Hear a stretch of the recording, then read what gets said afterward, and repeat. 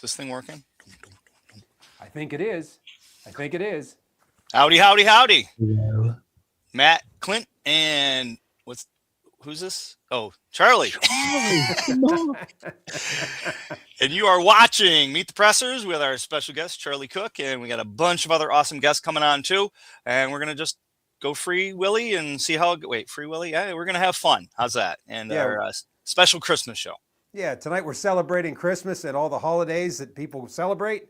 And we want to wish everyone there out in TV land a Merry Christmas and Happy Holidays. And thank you for joining us and spending some time with us to have a little bit of fun.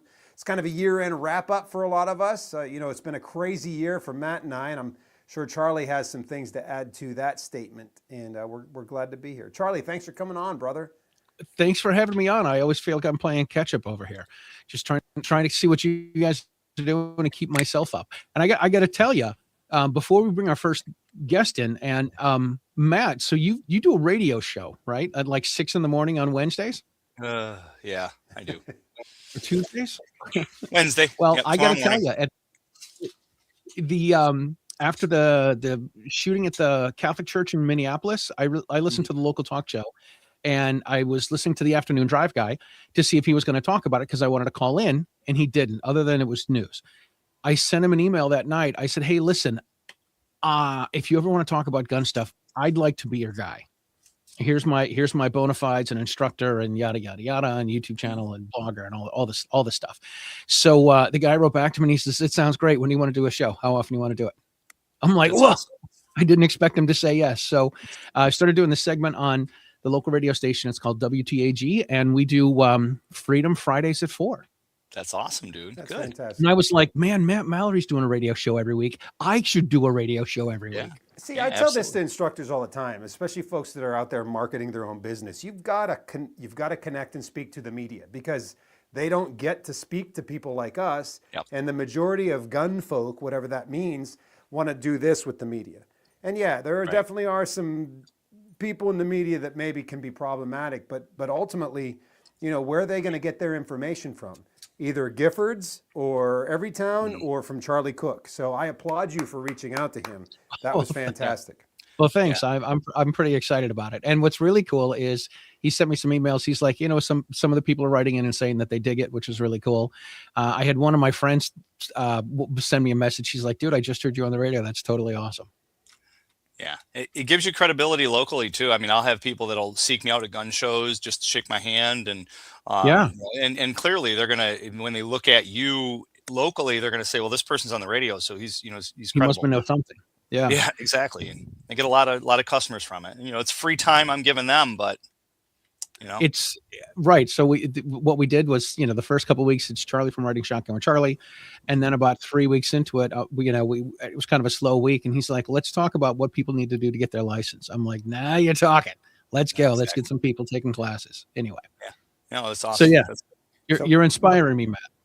Mike Pivovarsky just texted me and said my audio was low. So I just adjusted it. So hopefully that's a little bit better there for He texted people. me too. I was ignoring him. Yeah, good to hear from you, Mike. He didn't text me. No. He'd be afraid you'd show up at his house.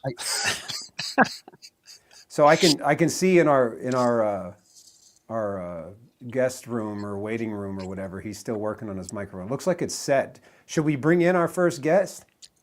We can do that. We can absolutely do that. Dun dun dun. Drum roll, please. Test 1, 2. Oh, there you go. Wow, nice. Oh, how about that now? Yeah, that's substantial. Big difference, huh? Yeah, Someone told me to get this microphone for podcast, and I had it on my other computer. So there we go. Well, welcome, Mike Seeklander. Thank you. Yeah. Hello, sir. So for people that don't know who Mike is, you just need to look him up, Google him. He's kind of a big deal. He's an amazing instructor, a very accomplished educator and competitive shooter, and just overall great human being with a background of service. And he happens to be now the newest member, maybe not necessarily the newest, but one of the new members of Delta Defense. He's the director of training for the United States Concealed Carry Association. Welcome, Mike. It's good to have you here, man. I am, and thank you all for having me on. I hope you guys are having a great night. You sound like you're having fun, and I was like, I hope I Right. can get this working so I can jump on and Let's join get this the fun. mic going here. Come on. Well, I can tell you what. There's one thing that the three of us always do is have fun. I think that's a given. Yeah. So Well, glad Clint, you're not here. everybody has like a Absolutely. sound studio in their basement and all the professional equipment that you have behind you. Some of us little guys just have one little microphone or a camera and stuff like that. So Well, it's interesting enough. What I'm with everything I have, I'm still running just like an old low def video camera. nice. Yeah, yeah, Nope. Nobody's going to accuse you of overcompensating, Clint. yeah. Well, The big gear you got. yeah. Look at all those Somebody. buttons and, look at all the buttons and lights behind him. Look at I all know. that. Ooh, Yeah, pretty pretty lights. I'll mess it up. I'll be There, like, "What's there. this do? What's that do? What's There, that do?" Yeah. There, I'll give you Wow. that. Oh my gosh. Look Yeah. at that. See now, behind that glass is a tracking room with drums and. Yep. Casting couches back there. No, the casting couch is to my left. Over there. Well, He's not. That's on the OnlyFans channel. no, seriously. Like when Hillary Clinton said, "I'm shocked and appalled." Like casting couch is taught in film school. That's like a thing, man. It's. I'm not saying it's a good thing, but that's how it works in Hollywood, man. That's Good how for you roll, somebody, right? not good for others. So Mike's got this new position. Yeah. We're going from the couch to my position. Okay. Well, welcome to Meet the Pressers. So since not the couch position, but Mike's new position with the USCCA. Got a So new job. tell us a little bit about it, Mike, and how it came to be, if you will. Wow. So yeah, I guess I'm technically the director of education and training for the USCCA and work for Delta Defense, and had the opportunity to apply for the position and did so. And for whatever reason, because of my background, had the opportunity to be selected. And here I am. I started on October 6th, and in Delta at USCCA, they have a thing called Super Week. And I traveled on Tuesday and reported to Super Week on Wednesday. Super Week is a very high intense planning session for the company. So that was my literal first day on the job. I rolled in and set my MacBook up, tried to set my MacBook up, and walked into this big classroom they have set up. And that was my week. So I basically spent the week trying to figure out Delta Defense acronyms and sayings and phrases and terms, and being absolutely, utterly lost. Fast forward to today, and I'm not much past that, except for the fact that I have guys like Clint work for me and have the opportunity to talk to guys like him and learn from him. It's been a wild ride so far, very enjoyable. It's a company that you wouldn't understand until you were actually inside it. It's hard to describe. It's really an incredible company, and they do some great stuff. That's awesome. Yeah, it's kind of nice to be able to take ownership of that. When I first took the job with Delta Defense, obviously, I think most people know that my day job now is with Delta. It'll be my 5th year coming up.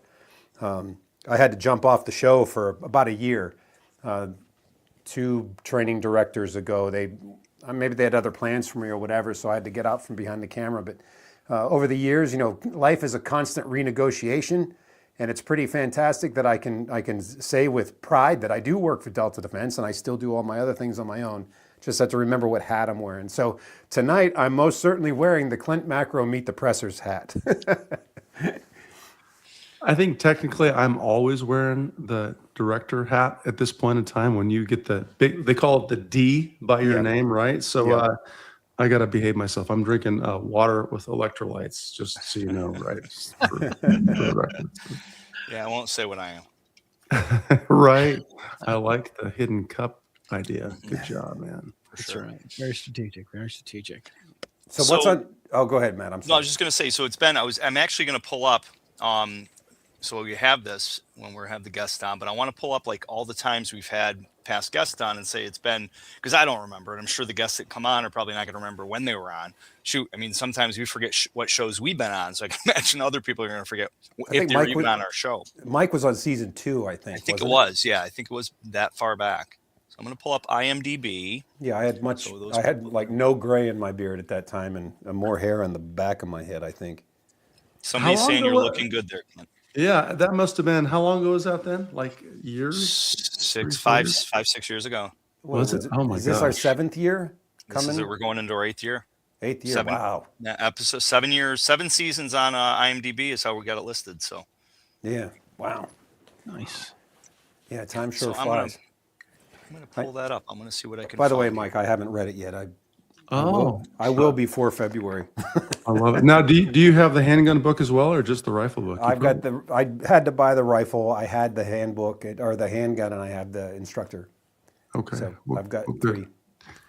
Well, I hope you enjoy it, man. The rifle book is my favorite book, or at least in terms of the work that I've done. It was the one that I thought was the best one. It was the one that we put the most thought into, and I paid a little bit more money on the editing and the photography and stuff like that. So it's a good book. I think they're all okay, but that's a good book. I think it's a kind of a hidden gem. Actually wrote that book and started that book during all of the whole black rifle scare, ban the AR-15 systems and stuff like that. And back in the day when everybody was buying the things, like you literally couldn't get an AR M4 system. It just wasn't available. And I'm like, well, man, if we're selling this many of them, if companies are selling this many books, whatever, or this many guns, I got to write a book, right? I got to do a defensive rifle training book. So I did. I think that's the only thing we haven't done is a book yet. Yeah. Put that on the horizon. If ever you want to do a audiobook, you're welcome to come out, and then you can just read the book to me. Man, funny you say that. Everybody has asked, like, why don't you do an audiobook? I'm like, I don't know. I did the digital, the smaller print, but even that's hard because with all of my books, except for The Art of Instruction, are they're not drill centric, but they have an entire section of all the drills. So it's hard to put that into digital format that's easier for people to read and follow. So in the end, they either get the hard copy of the book or they get the drill version of the book, which is like just the drills themselves.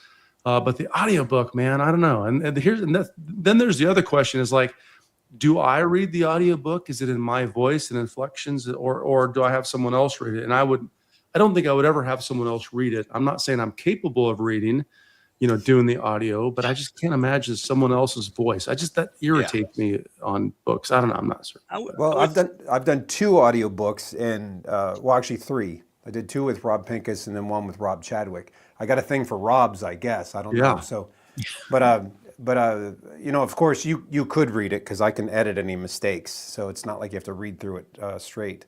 But Rob Chadwick, his book is fantastic. He had some checklists and things like that at the end, and ultimately it worked. His father came and read all the checklists. He read the forward and he read the checklist, so that was kind of cool. And Rob Pincus's books have some more like descriptive things that he just kind of went off book and described what was in there. So there's always a way to make it work. And you know what? It becomes another product too. So even if it's a little bit different from the text, it gives someone a reason to want to pick it up. And it's a heck of a lot of fun though. So offer stands, man. Yeah, So, thank you. And that's actually a neat idea, man, to have a different voice or someone else maybe that I know and trust read the drill sections, drill number 1, the extend, prep, and press, whatever. That would be an interesting way to have a second voice in there. I kind of like that idea, actually. I know someone that owns a studio and can do voice. Interesting. Like a guy, oh wait, there looks like a guy a who knows a studio guy. behind you right now, Clint. That's interesting. Yeah. Cool. Thank you. So did I cut off Charlie? See, I'm cutting everybody off now. I'm going to say there's a delay. That's a how guy. You know a guy who knows a guy. Yeah. So I looked it up. Season 1, episode 27. So you're our 27th guest, my friend. December 5th, 2019 is when it aired. Wow. Oh my gosh. Season 1. Season 1. Episode 27. Man, we were churning out. I knew that in my heart. I knew I was number 1. Season 1. It had to be season 1. Now, this is the question we have to ask you because we always like to go back in history. Were we the first one to give you an IMDb credit in Hollywood? It couldn't have been. He's been on TV. No. Yeah, because you were doing stuff with Michael Bain and. Yeah, I that's a great question. Where would my first credit have been there? Funny you ask. I can look it up. Yeah, look it up. Click on your name. It might be Michael Bain. It might be Shooting Gallery. It might be an episode of Shooting Gallery or a guest on The Best Defense, or it might be Top Shot. Which, if Shooting Gallery did it, I would have done that before Top Shot. Yeah. Which I was on season 1 too, and I was off season 1 first. So number 1, CI6 number 1. You were the first one off? I was the first one off. I'm infamous in that I was the first one to ever be booted off that show ever, and no one could Oh, replicate geez. that. The only technical replication is Ian Harrison, my buddy, who was the first winner. I was the first one off, so we're kind of both number one in my mind. So Yeah. Top Shot 2010, Top Guns 2012, Yep. Midway USA Rapid Fire 2012, The Best Yep. Defense 2013, and then us in 2019, and nothing since. So here we Yeah. go, another one for coming back. 5-6 years later, right? There we go. I'm surprised though that Shooting Gallery, I guess maybe they didn't submit or it didn't probably get picked up, because I know I was on a Shooting Gallery episode before that, or at least I think I was. So We could add it. Very nice. Yeah. had it. Yeah, that's true. That's a good point. See, Clint's got all that fancy stuff. Yeah, I could probably add that in and submit it. Yeah, IMDb is pretty, like in the film industry, it's a big deal. It's really hard to get stuff on there, and it needs to be vetted, and because frankly, it's replaced resumes in Yeah. that industry. So, if you're on a film crew or something, and you just send them your IMDb link, and there's your resume basically, Yep. or at least your discography or filmography or body of work. Well, so far, even though I'm on it for those shows, nobody really important has called me and offered me anything. So, is it that important? I mean, I'm waiting. Well, for if the you call. were applying for a gig Really? and sent, yeah. Okay. Maybe I thought about that. I thought about applying for a gig and just getting completely out of the real game and go to the fake fun game. It seems to be a lot more fun. Acting. Could I act? Of course I can act. I was on The Best Defense. I played the bad guy a bunch of times. I wasn't a good actor, but I can act. You gotta start somewhere. Says I every, see says a every actor. Yeah, I see a reboot of Miami Vice coming out. Hey, man, I can do He's gonna that. play. He'll play Crockett, and Charlie will play Tubbs. Yeah, What that would what is work. it gonna be Tubbs? I don't know, It's because just of a my little- girth. The little sticker. You're a chubby guy. That's why. Right. I get it. I This could is play one of any our- role. I think I could play any role like that. I couldn't cry though. I don't think I can cry on demand unless they taught me some secret way to do that. I used to. I heard someone say years ago what you have to do is have to pull hair out of your nose to start the crying. Ooh.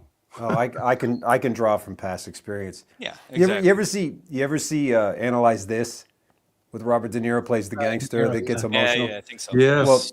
Well, he's sitting there and he's watching this insurance commercial about like a guy saying he's gonna leave money to his kid, and it's because it's a father kind of thing, and he starts crying uncontrollably. I'm the same way. You start talking about dad stuff. yeah. Yeah, it's pretty rough. That and Forrest Gump. Yeah. I think if I was coached, I could probably be taught how to maybe roll with some of that emotion. I don't know. We'd have to see. I'm like Hollywood, just hire me for a huge role, pay me, I don't know, $6-7 million, and I'll figure it out. 6-7 million sounds good. Yeah. Right. Ish. I mean, that's about right. Ish. isn't it? Yeah, that's it. You set the tone. Jerry, you're on the move. What is up? I apparently got my time zones conflicted. I Oh, put that EST happens. in big letters. I was You trying to keep that you from happening. did, and I suck at life. So And then I put New York and PA to even make it, because I get confused at times. I've done it. I've showed up on calls at like early, and they're like, "What are you here so early for?" I'm like, "I like being early," and then no.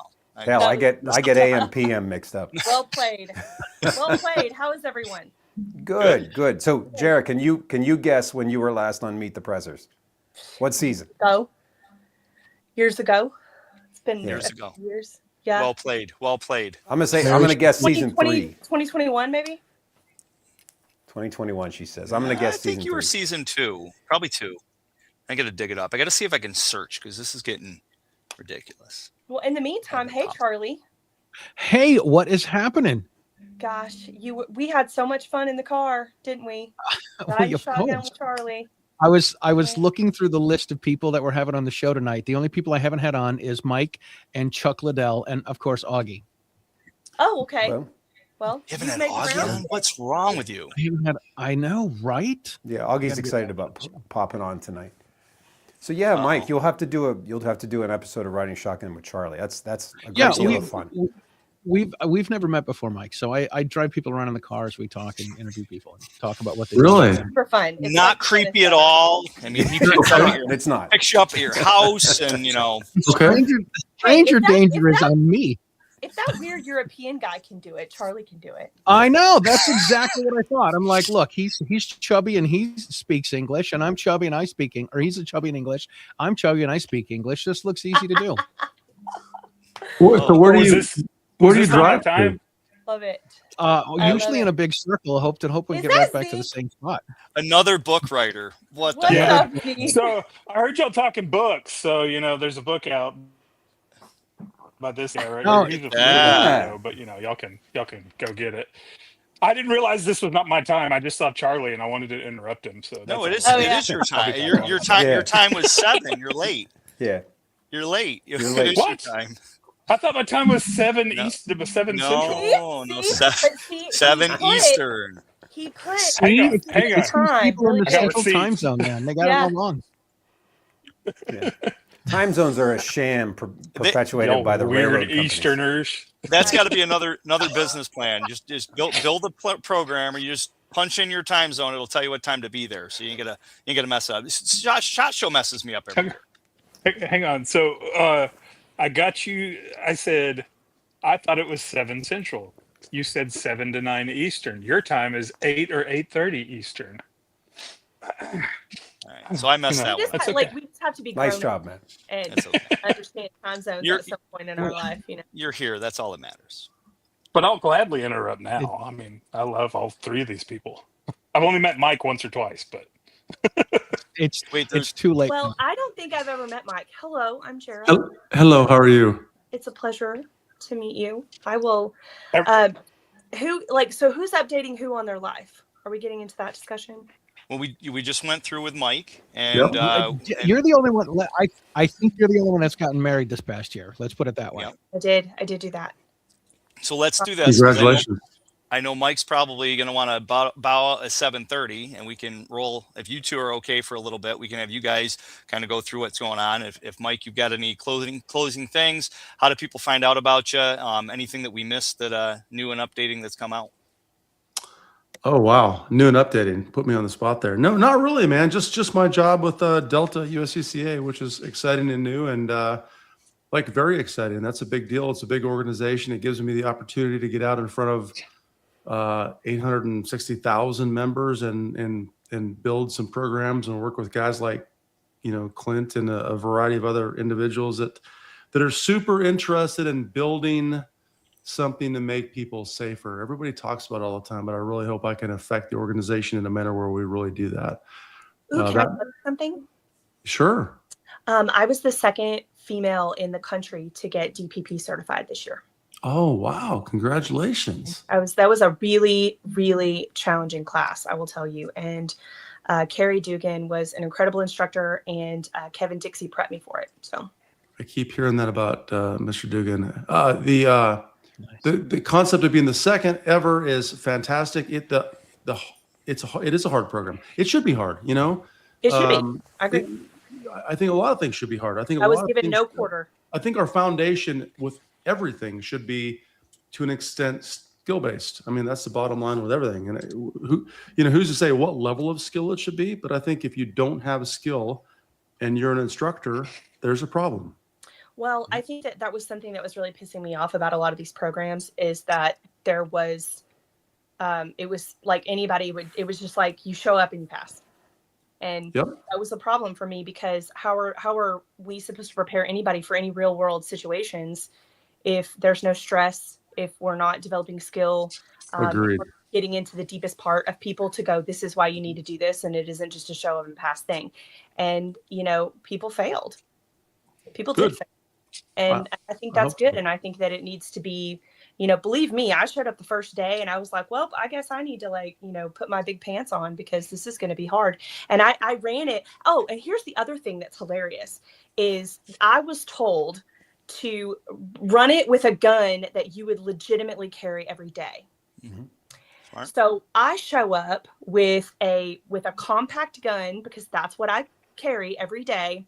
And I haven't gotten into the dot world yet. Okay. I've been training on a dot, but I don't carry one on my EDC every day. So that's what I show up with. Everybody else shows up with full-size guns and optics. Yep. And I kicked their ass for 48 hours. And I was like, Nice. you better catch up. And Sure. they started to take it seriously because the girl that's running iron sights with the subcompact is bringing it home to you, you know? And it was so fun though. It was a really fun class, Nice. and very well done. I love that because you brought what you brought. You brought what you carry, which is another thing. I've been teaching my defensive handgun program for years now, and I literally probably every single class get an email. It's like, Mike, what gear should I bring? What gun should I bring? What? And I'm like, your carry gun. How you absolutely. carry it. Your carry gun. How you carry it. Well, and I'm okay if you want to bring other guns and shoot it. If you want to bring your tactical belt, if you're going to strap up if the zombie apocalypse happens and you're not in your carry gun gear, same thing with the rifle class too. It's like, should I show up with my, kitted out copy Army Ranger Navy SEAL gear, or should I show up with an AR and a magazine in my back pocket that I would actually grab out of the safe and use? Yeah. Grab that, train like that, solve those problems, and learn from that. And I even had to throw death grips on the grip of my gun because we were shooting so many rounds that the inside of my palm, because that Mete Prime is like, it's very stippled, and it was like rubbing my hand. It's aggressive. It's very aggressive. So I had to like put death grips on it to like survive the last 3 days of the class. It was great. It was wonderful. Well, shooting a compact carry gun like that full for 2 days, like a legit carry gun. Depends on what carry gun you're shooting. 5 days. People, unless they do it, then what happens is after day one is they tend to start to go, can I switch to my medium size or large size gun, because it's hard on the hands. Yeah. And you learn a lot from that. So my carry gun's a little bit different, a little bit more comfortable grip there. There you go. Which Don't I touch can shoot The only thing that I've probably done that was harder, and well, it's not even really comparable, it was just a different platform, is I took a rifle class with Kevin Dixie in Alaska, and I shoot left-handed with long guns and right-handed with pistols. Yeah. And he made me run that class with a 12-pound Nemo. With a what? A Nemo. 12-pound Nemo. Nemo Yeah, it's a heavy rifle. Yeah, and I could have shot him for it, frankly. Why do you shoot left-hand rifle, right-hand pistol? Because I'm left eye dominant. Yeah, so am I. So Right. use your too. right eye. Use your We right should eye. start a club. Well, Actually, so you should shoot. here's You the should thing. shoot left and right-hand handgun and left and right-hand rifle. That's what I Well, tell the reason that I can't do that is because I got a blood clot. What made me left eye dominant? I used to be right, Yeah. and then I got a blood clot in my right eye, and it killed all the nerves in the top of my eye. So when I close my left eye, I can only see the bottom half of everything. So I can't see out of it with my right eye. Yeah, that's one way eye dominance will change is by injury for sure. Yeah, so I had to learn. It took me about 6 months to really learn how to handle a gun left-handed, but it's easy now. Yeah. Yeah, it's kind of fun when we have to relearn ourselves. I got LASIK done a year and a half ago, 2 years ago. I need to I'm get still learning my eyes, man. It's very interesting. Very look into interesting. my eyes. It will not age gracefully. I got it done at 33, and they said when you turn 40, it's going to start going away. And I'm like, no, this is great. I got eagle eye vision. No, it was like the day I turned 40. I'm like, I can't see at night anymore. Oh, well, I had I was perfect 40 worse and 12 worse. years ago. Like, I- look at me. You're left eye dominant now. I had perfect eyesight my entire life, and I turned 45, and it was the readers, and now they're readers, but like Yeah, well, far distance, it's like 0.5 off in my left eye. when I got the LASIK done, that was when he got glasses. So I lost my glasses and he put them on. Yep. Yeah. Then now I got to deal with all the Aw, lighting that's and so make sure the cute. lighting doesn't hit my eyes. And But yeah, I'm very I'm really proud of the direction that USCCA, or Delta Defense rather, is going with that, because that was a class that really challenged me, and I haven't been that challenged in a long time. And that's not me trying to be an asshole, like I'm just, I shoot a lot, and so it was a very well done class. And then I went and trained with Steve Hendricks in Colorado. nice. Yeah. Because I'm facing history over here. So there's a military competition. I'm a platoon sergeant in the search and rescue platoon, or search and rescue battalion of the Guard. And they have a big military competition in Texas where all the branches shoot against each other. And this in January will be my 4th year to compete. And so if I tab, which means that you make the top 8 out of 125 shooters, I would be the first female in military history to ever do it. So it's been a big training year for me. Well, I'm glad to hear it was a challenge for you. I hope I hear that from more people, to be honest with you. And I hope people eventually associate every single USCCA instructor they run into with an incredibly high level of instructional and shooting skill. So that's the goal, is like they are the cream of the crop. If you meet one of them, it's like, guy or gal, they're fantastic. They're unbelievable. So, And I hope they quit crying when they fail. yeah. Like, it's just do better. Like, you just have to do better. I mean, you're going to fail. You know, you can't become a graceful master unless you're a foolish beginner. And there's some people that just kind of walk into it thinking that, you know, I'm here and I have the gear, I'm going to pass. And that's just not true. No, I agree. All I care about as the new director is that people put the effort in. Work. You know, if you show up as an instructor candidate and you're not going to put the work in and you don't have the skill, then I have no use for you. Put the work in, do the work. That's it. Just do the work. There's no person out there that we can't get up to whatever level they want to get up to. And if they're not willing to train and work, then how can they possibly mentor, you know, their students to work? Think about that. Yeah, just call me if you need me to make somebody feel bad for you, because if I can do it, I can do it. So. We'll put you on the list. Super. My favorite video of Jera is, I don't know, probably 4 years old, where she's like, y'all think I can't do this? Puts a cigar in her mouth and just goes over and starts plinking targets as she's walking. When she was 3 or 4 years old. No, I know, right? Years ago. Years ago. Well, that's the thing that you have to get over at some point with the social media is, you know, for a while it makes you feel bad when people question you. Just You know, ignore the when they're like, comments. "Oh, but can she really shoot?" And and it used to really piss me off. And now I love it, because it's like, ask me and I'll show you. Yeah, Or just ignore it. I don't even like reading the stuff, looking at the stuff. I love it. I love it. By the way, I see everybody saying Merry Christmas, whoever's watching live right now. So Merry Christmas to everyone that is watching and said that, and that keeps popping up. So I hope everybody has a fantastic Christmas this week.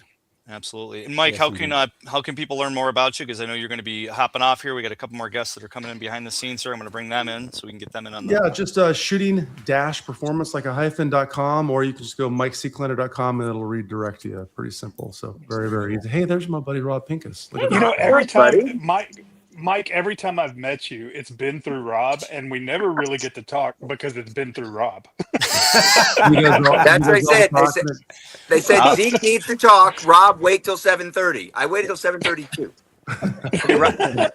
Following the rules. I love it. To help Zeke out, Rob, I'm going to put you back in the waiting room. I'll be right Yeah. See you guys later. Merry Christmas. Hey, you got Rob 1, you got Rob 2 here also. Yeah, right. Yeah. It's Well, Charlie it's and great his. to talk to you, confuse Mike. people. It's great to meet you. Thank you. Nice to meet you as well. And Zeke, everybody, thank you for having me back on. I'm just happy I was on season number 1 once again. Yeah. Season number 1 I of know. the show. Not number 2. Yep. 1. One. Well, now you're back on season 7, the last show of season 7. So we're happy for that, and we definitely need to get together and maybe do an in-person interview when we are at the next event together. 100%. Well, thank you all. I hope everybody here has a great Christmas as well. Likewise. Great New Year. Have a great week. Get out and shoot some guns, get some skill, and hope to meet you all soon. Stay safe. Merry Christmas. Take care. Merry Christmas. Merry Christmas. See ya. See you, Mike. Bye. All right, so back to Jera. Jera, we got. Let's see. You were on season. Is it? And we actually. Is It looks Matt like. saying something, or did my internet crap out? Can you Yeah, hear me? we're all here. Everyone's working. Can you hear me? You're still alive, Zeke. Yeah, Tap, you're tap. still Oh, okay. Whew. yeah. Yeah. Keep saying bad stuff about Pincus. Yeah. So yeah, the last time Jared was on. I hold that till I see him in person. Yes. Did you So- figure out what season? Because she was outside, her dog was there, and she kept going, "Stop it!" She was like correcting the dog. Yeah. It was, So. I think it was 2. I think it was season 2. All right. You think season 2? So I it say was, 3. it was season 2, Oh. If y'all episode. can hear me, I'm going closer to the router because I can't hear Okay. Matt or Clint. Oh, okay. That's actually probably not bad. My wife says that's a good thing when she can't hear me. Episode 27, and it was your first credit on IMDb coming on our show. I think it's my Yeah. only credit. I wasn't going to say that. Well, you'll Yeah, go. it is definitely one. And then we actually had you on 2 cameos. You were on Lieutenant That's Colonel okay. David I'm Grossman. gonna hop off and hop back on. Sounds good. Okay. You're Lieutenant Colonel David Grossman. We had you on a cameo, season 2, episode 26, and then another cameo, Lieutenant Colonel Alan West, season 2, episode 25. Oh yeah, Alan. Lots of He colonels. just got out of he had surgery. He had a big surgery just recently. So That's so it? so welcome back. We'll give Thank you give you your 5 minutes to go ahead and tell us everything. You got married? Any kids on the way? No, don't say it. Don't No. jinx it. We're not like just let me be married for a second first. before Yeah, that's true. Valid. we, you know, Fair enough. do all that.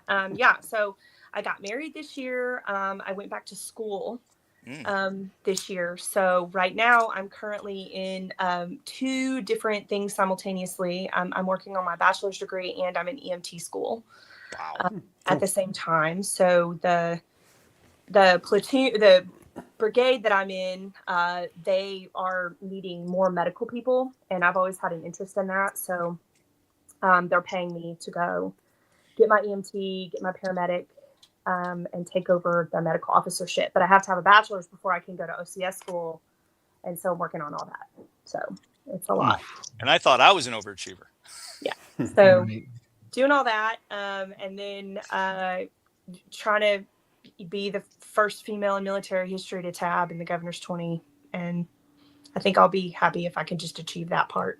So I've been trying for 4 years, and so I get better every year, right? So Good. 125 shooters. The first year I came in 61st, and then I think that I just get better every year. And then this year I came in 31st in this last January, and then I compete again at the end of January 26th. So we'll see what happens there.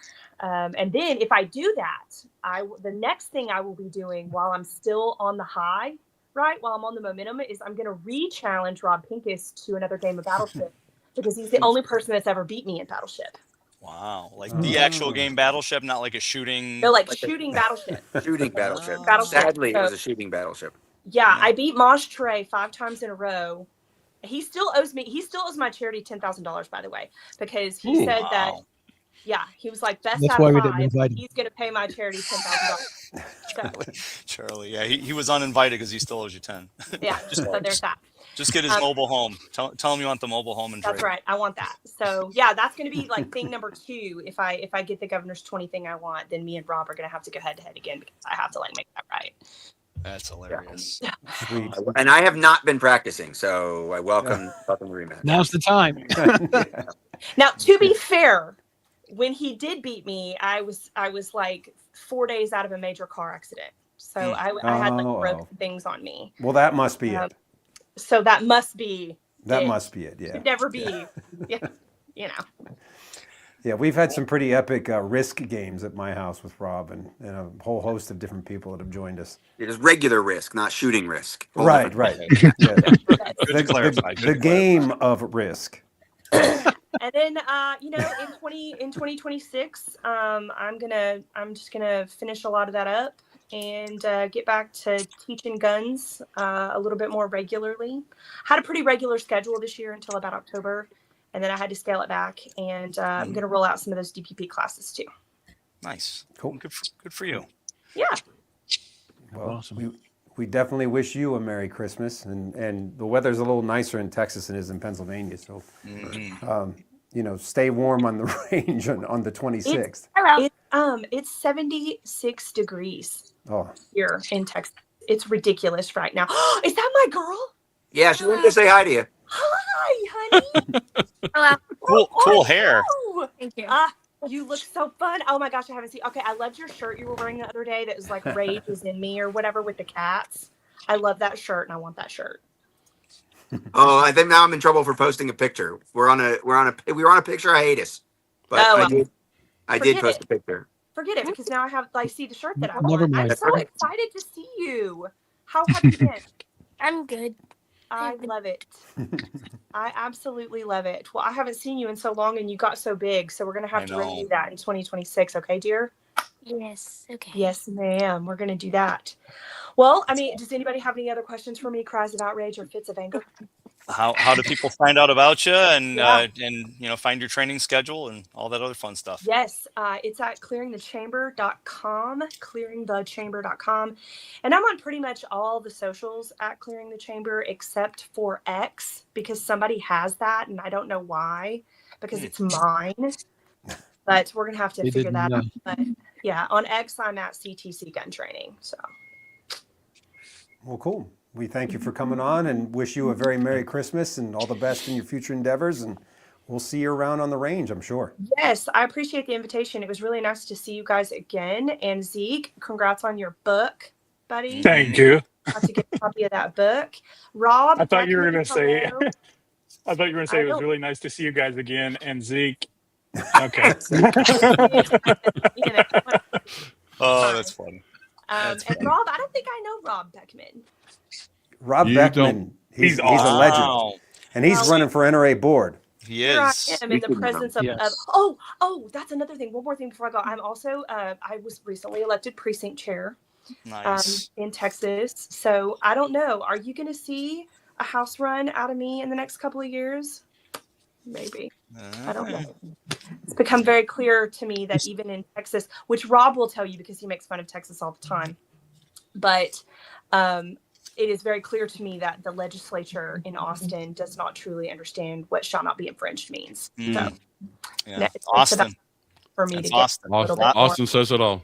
Less a than- little bit less- more involved. Lots comes out of Austin. Super. Yes. Well, Well, that's we'll great. see you all later. Thank you so much Yep. for having me. Merry Charlie, Christmas. always nice to see Great to you. see Bye, you. Rob. Oh, that's just mine. Yes. Love y'all. Merry Christmas. See ya. Merry Bye. Christmas. Bye. All right, Pincus's illegitimate son has to leave soon, so we're going to get Zeke Stout to give us a rundown on his book and everything else he's got going on. Rob That's had it. me when he was 2. And that's why he has no hair. He lost My it. wife at that time was 32 though. So Okay. Then it's all right. She's in jail now, but I get to Was see his her every first now and wife. then. no, she's not. She's friends with Trump. Friends with Trump. Did you say what was going on with me? Yeah, well, real quick. So we had you on season, it was 2023. You were on in 2023. Has it been that long? Yeah. Been that Yeah. long? Oh, wow. Yeah. So you did Masters of Arms in 2018, Yeah. Gold Rush, The Dirt in 2018, right? It was just one episode. Well, it was only one episode with us. Yeah. It was just to promote Master of Arms. Right? So season 5, episode 8. Yep.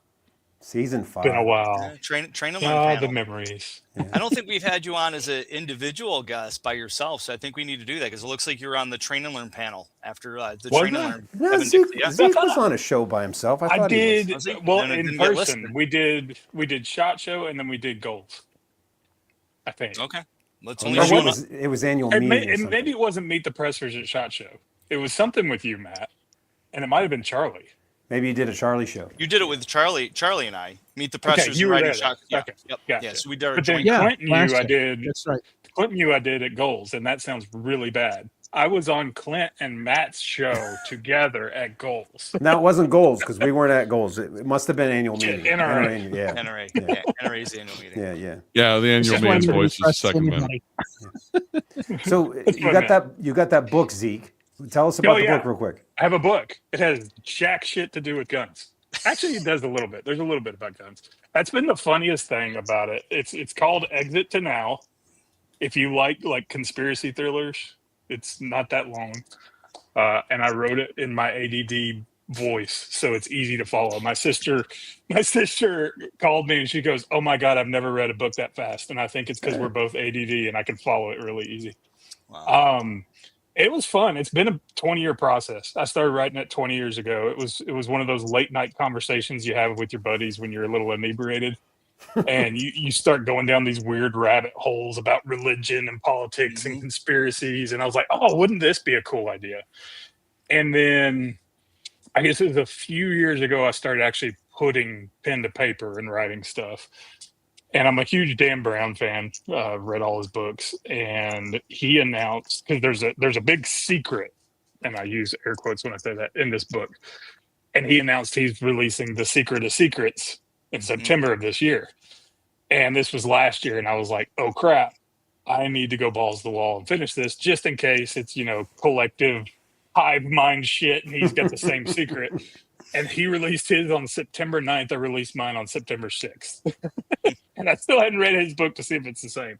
But it was cool. It was a cool process, hearing Rob go through that stuff when he and I have talked about publishing.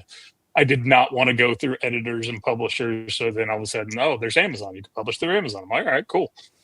And I didn't want to send it back and forth to editors. So at first I tried ChatGPT and it tried to rewrite the whole book. And I was like, no. And then that's where I learned a lot about AI is if you get very, very specific with the prompts, where it's almost like a page of prompts, it'll give you exactly what you want. So I had to go back and say, don't rewrite anything. I want to know if there's errors. I want to know if this flows good.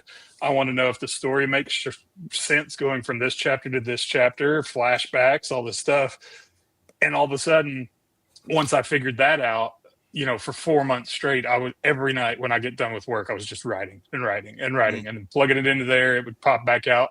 That's kind of cool, but it doesn't make sense for this section, blah, blah, blah. So it's been a fun process. This is book one of probably two. It's going to be a 2-book series. It's loosely based on my own, I guess you'd say, spiritual journey when I was younger. But don't take the spiritual word and think it's very hyper legalistic religious, because the F-bomb is dropped numerous times in there. Samuel L. Jackson level of times. And it's kind of questioning. It's a book about not blindly trusting what anybody says, whether it's the media, whether it's religion, whether it's politics. It's taking all the data, do the research, find out for yourself, and then make your decisions off of that. And then the main character kind of finds this conspiracy group, this dark, mischievous group that's been controlling the narrative for thousands of years. It's a fun book. I liked it. I liked it because I wrote it. Pretty cool. But Pretty cool. So far, I mean, I've sold 50-something copies. Not a whole lot. But every review on Amazon's been 5 stars. Good. And out of those, only 4 of them were people I knew. Oh, Can't beat that. yeah. Yeah. And the funny thing is, Yehuda Rimmer, the Pew Pew Jew, which I think everybody knows on here. Yep. He bought the first copy. And thank God I gave my sisters the manuscript to read, and they didn't buy a copy, because halfway through him reading it, they text me and they're like, Zeke, why is the main character, why did his name go from Keel to Zeke all of a sudden? And I was like, oh shit, because I wrote the main character as me because it was easier to write. It was easier for me to think, okay, this is me, this is what I did, this is how I did that. And I changed it to Keel, but I did it just reading through, change it. I didn't search the word Zeke and change it. Oh. So Yehuda has a rare copy where half the book, the main character is Zeke. That's pretty cool. That's valuable. That's like one of those blooper cards in sports. Yeah, I mean, he might actually make 50 cents on it, 20 years from now. If it's signed, it'll be worth even more. Yeah. No, he's got to pay them to take it if it's signed. So, So how do people pick up the book? What's the best way for you they to go to Amazon.com. It's also published on Ingram Spark. So if you go to Books A Million anywhere and tell them you want them to order a copy, you can do it that way too. Any of your bookstores can get it through Ingram Spark, or if you just want to go direct to Amazon, which is probably better for me. The royalties are a little bit better on Amazon. Mm-hmm. And it's a little better control over the reviews and stuff, and more people look at the reviews over there. And the biggest thing is, I don't want to have, and I'm sure Rob knows this, if let's say Books A Million orders 100 copies, I'm like, yeah, big check, thank you, all right, I'm rocking and rolling. And 99 of them don't get sold. I think it's 2 years later, they come and they go, oh, we sent these back to the publisher, we want our money back. And they don't get the money back from the publisher. You have to pay them. Yeah. Wow. So I would rather people don't go to like Barnes and Noble and go, you should order hundreds of these, because if they don't sell, then I'm screwed. But yeah, Amazon's probably the best way. It's just exit to now, type my name in, and you got it. So exit now. Pincus is a legitimate son. Got it. Yes, exactly. Put that in. You'll actually get a discount if you put that in. Yeah. So Zeke, if when you're ready to do an audiobook, Coloring book version. let me know. We'll make that happen for you. Yep. Hey, I want to do that, and I want to have all my friends like you guys do the different parts, but I want the guys to do the female roles and the females to do the guys' roles. So that now, way we're now the all price just inclusive. went up. The price went up exponentially right now. You were going to be my wife, Clint. Damn it. Oh, well, I'm touched. Yeah. I Absolutely. was can gonna take do- that so I- many ways. I wanted was to thinking the to same do an thing. audiobook of Yehuda's book that has all the gun argument stuff in it, and just do like 3 hours of silence. No, you got to have the page turn. Like every time. That's a great idea. Page turn. That's hilarious. Well, Yeah. we know you got to jump. It's always fun being on with you, Zeke. I look forward to seeing you around the show coming up. Shows Appreciate it. coming up in 2026. So, Lots of Merry them. Christmas. Yay. Merry Christmas. Merry Yeah, Christmas. just to you guys too. Take And care. if anybody wants to Smith, ngs.edu. Stay Wait, safe. wait, I got silence on that one. Did I go? Did it? What? No, it's cutting in and out, so we Yeah. didn't want to talk over you. mgs.edu. All right. Yes, there we go. Awesome. Got See it. you guys. Take care. Merry Christmas, dude. Merry Christmas. See ya. This is that. Merry Christmas.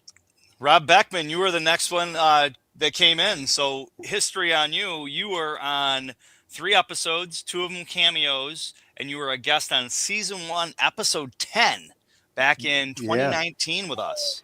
And that was the first year you started your podcast too, right? Yes, it Yep. was. Yep. Yeah, look at that. Mhm. Time flies.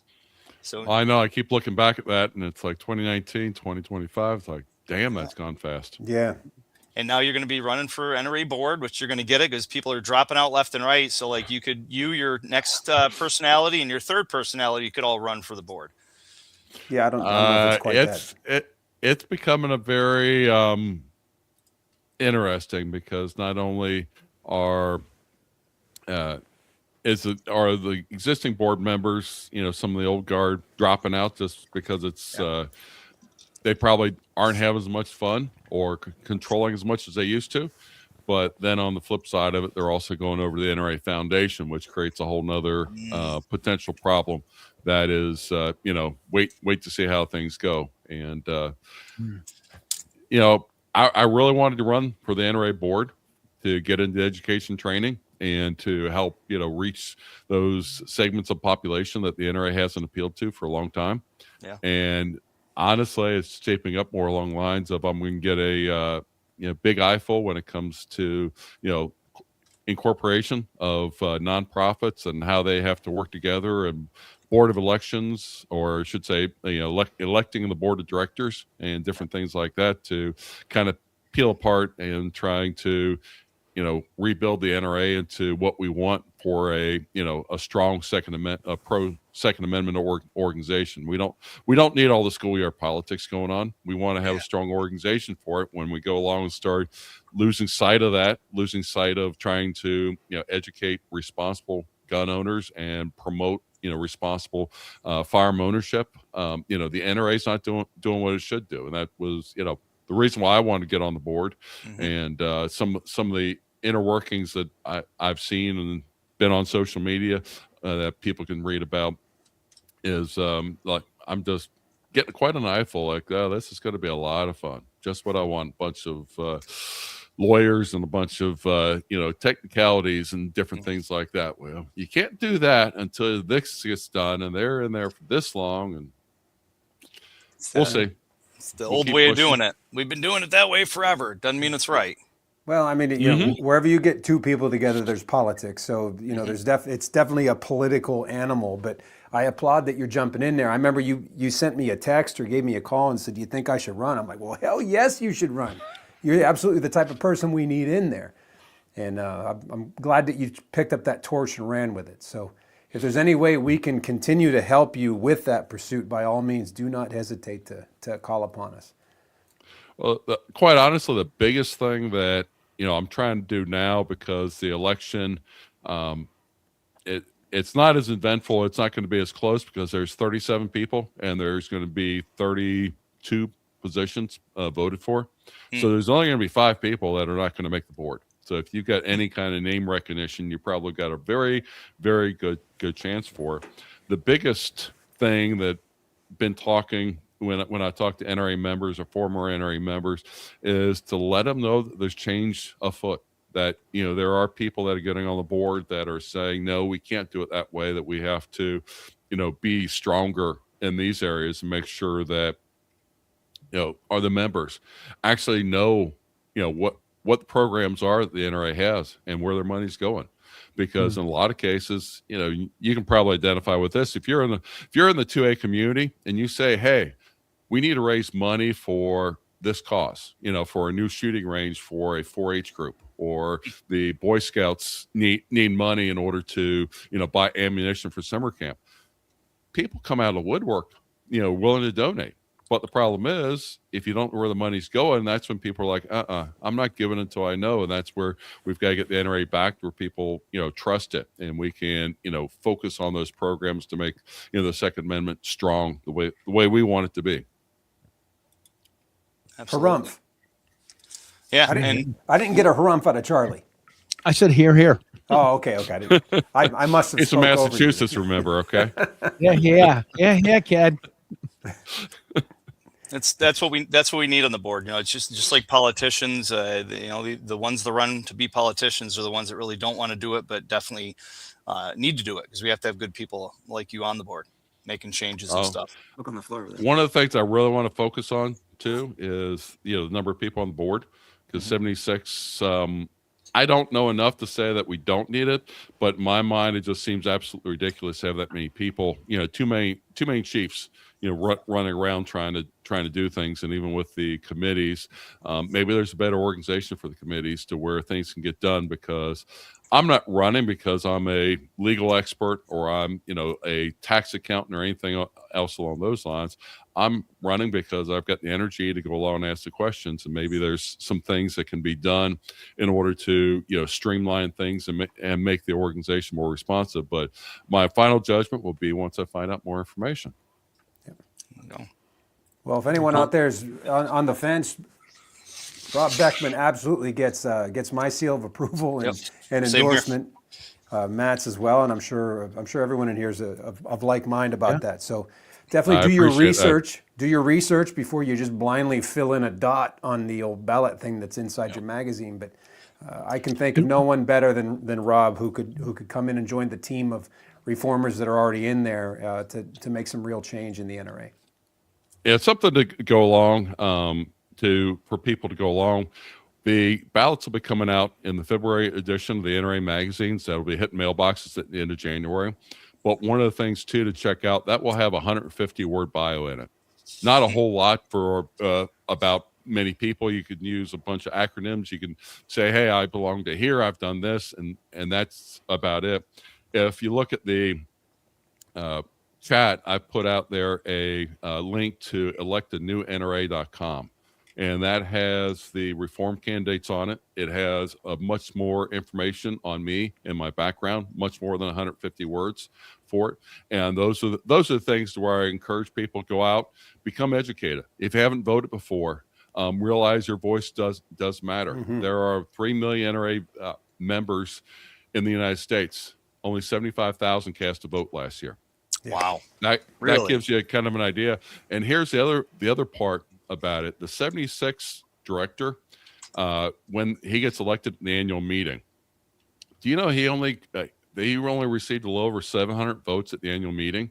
That shows you how much impact an individual vote can have. If you and your buddies go along and say, we're going to vote for these 10, 15, 20 candidates or one candidate, whatever you feel is good, and you vote for it, that could be the swing to get that person on the board, whether it's on the regular board to fill out the terms, or whether it's that 76 person on the board for it. Every vote, every member really has a very loud voice when it comes to NRA, and that's part of the reason why, as I go along and say, I want to make sure people really realize what the NRA is doing, because the NRA does a whole lot of stuff, and most people don't realize everything they do besides what they hear, coming out of the, 6 o'clock news, and people are complaining about the NRA, arguing about this or that in Washington, D.C. There's 1,000 other things that they're doing close to home that people, or if you're not in the know, you just don't know about the 4-H camps, the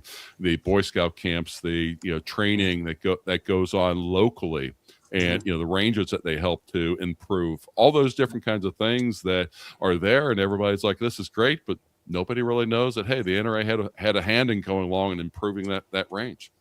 Yeah. Those are important things for people to take pride in as being members. Talking about it in my my classes, 1871 in New York, and here in New York, people don't even know it was founded in New York.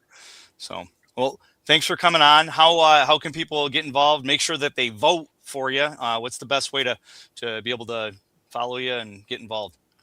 The best way to get involved is, again, go along and go to electthenewnra.com. Find out more information.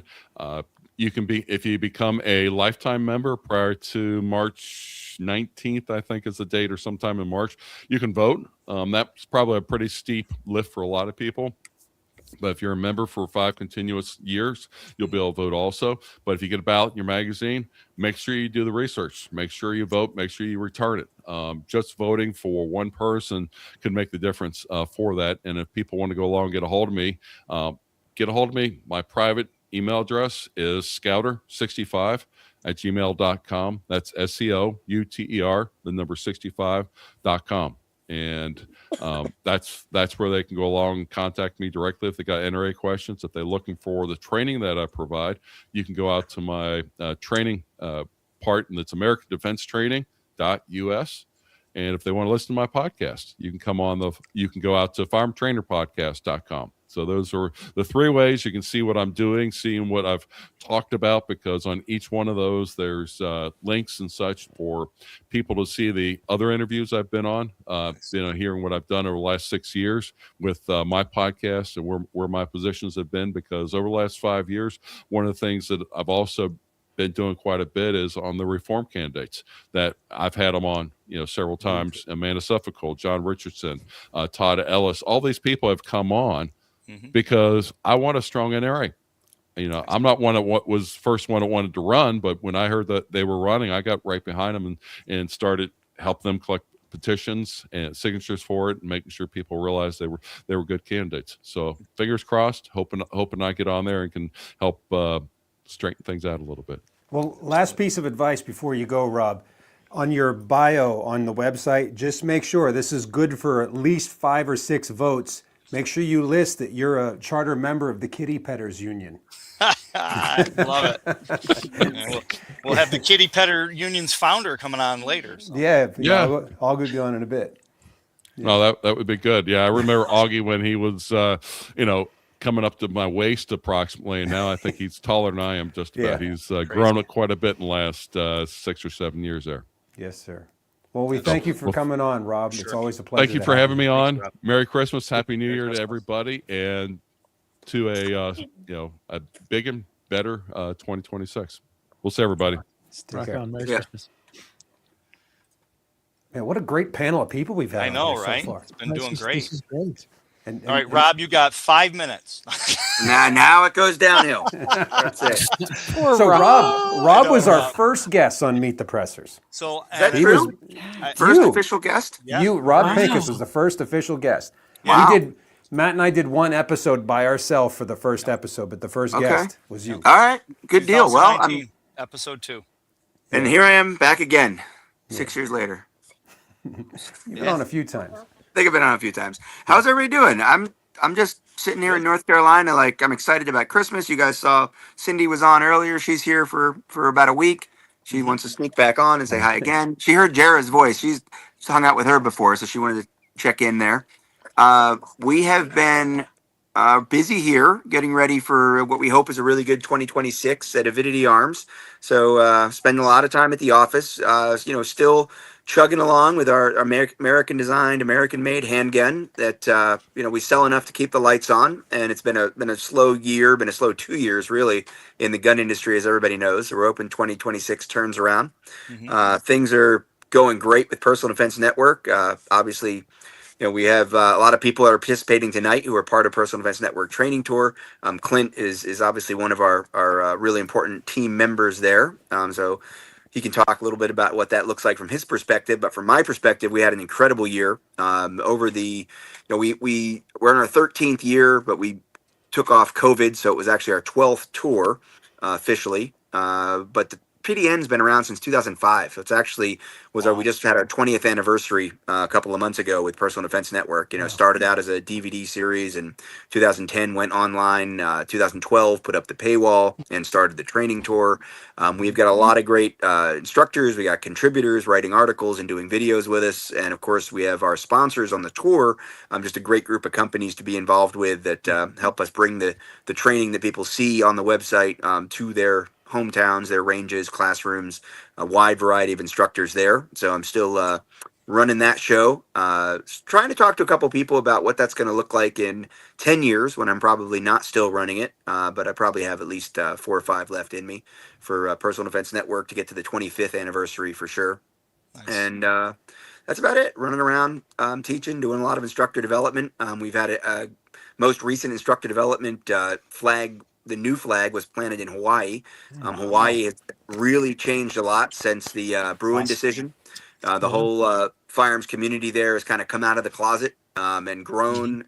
They've been getting a lot of permits issued, and we've been doing a lot of classes on the Big Island. There's now a couple of different what I would call training communities have developed. We've certified a few instructors to teach our programs. Obviously, there's a lot of other USCCA programs, NRA programs being taught, as well as competition shooting is starting to get a lot more accepted, not just clay shooting, which has always been popular on the islands, but getting into some of the action shooting as well. So that's the 5-minute rundown on what's going on with Rob. Well, speaking of Hawaii. Oh, Jason Wolford. Yeah. Yeah. Merry Christmas. Yeah. Ta-da. Very cool. And what a great community. Somebody else was asking about being a gypsy. Mark was saying, are you a full-blown gypsy? Not Me? being a full-blown gypsy. No, I've settled down now. I'm back in the olden days, I'd be 300 days a year on the road. Yeah. Now I'm down to almost only one domicile. I spend a lot of I've been building this house now for whatever it's been, 18 months.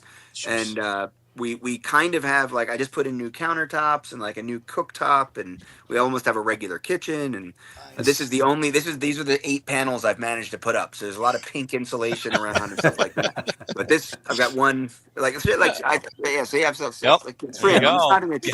Behind the scenes. Yeah, I'm running out of excuses though. I'm gonna have to get to the trim work soon, or Anastasia and Cindy are both gonna just officially move out, I think. So we'll see what happens. They're moving to a new place. Oh, okay. Cindy's with me no matter what. Anastasia might want it to be a little more creature comfortable. That's awesome. What's the best way people can find out about everything you got going on? And just follow Pincus Rob at any of the social media. Instagram is probably where I post just about daily. Something's going on. It may not always be gun stuff. I put the family stuff and the fun stuff up there too. Not that the gun stuff isn't fun. We do a lot of, obviously we put out all the training information through Personal Defense Network. I very rarely use the social medias for much business. They make it hard to advertise. I learned a long time ago and have watched lots of people struggle with building a business on YouTube or whatever. It's just, you're one AI robot or intern's decision away from having everything shut down. So that's why we have personaldefensenetwork.com set up. And 40% of the information over there is free. So I always tell people, when you go to personaldefensenetwork.com, put in something in the search engine, look at something that's going on, look for something that interests you, or just look at the new videos. That pop-up's going to come up. It's going to say subscribe now or become a premium member. The subscription's free. All that does is give you announcements about when we put out new videos or when there's new tour events coming up or something like that. But don't buy the subscription. Don't become a premium member. Don't go behind the paywall. If you find yourself at PDN a week later, 2 weeks later, 3 weeks later, getting value out of the free stuff, about the 4th or 5th time that pops up, that might be a good time to consider becoming a premium member and seeing what we've got behind the paywall.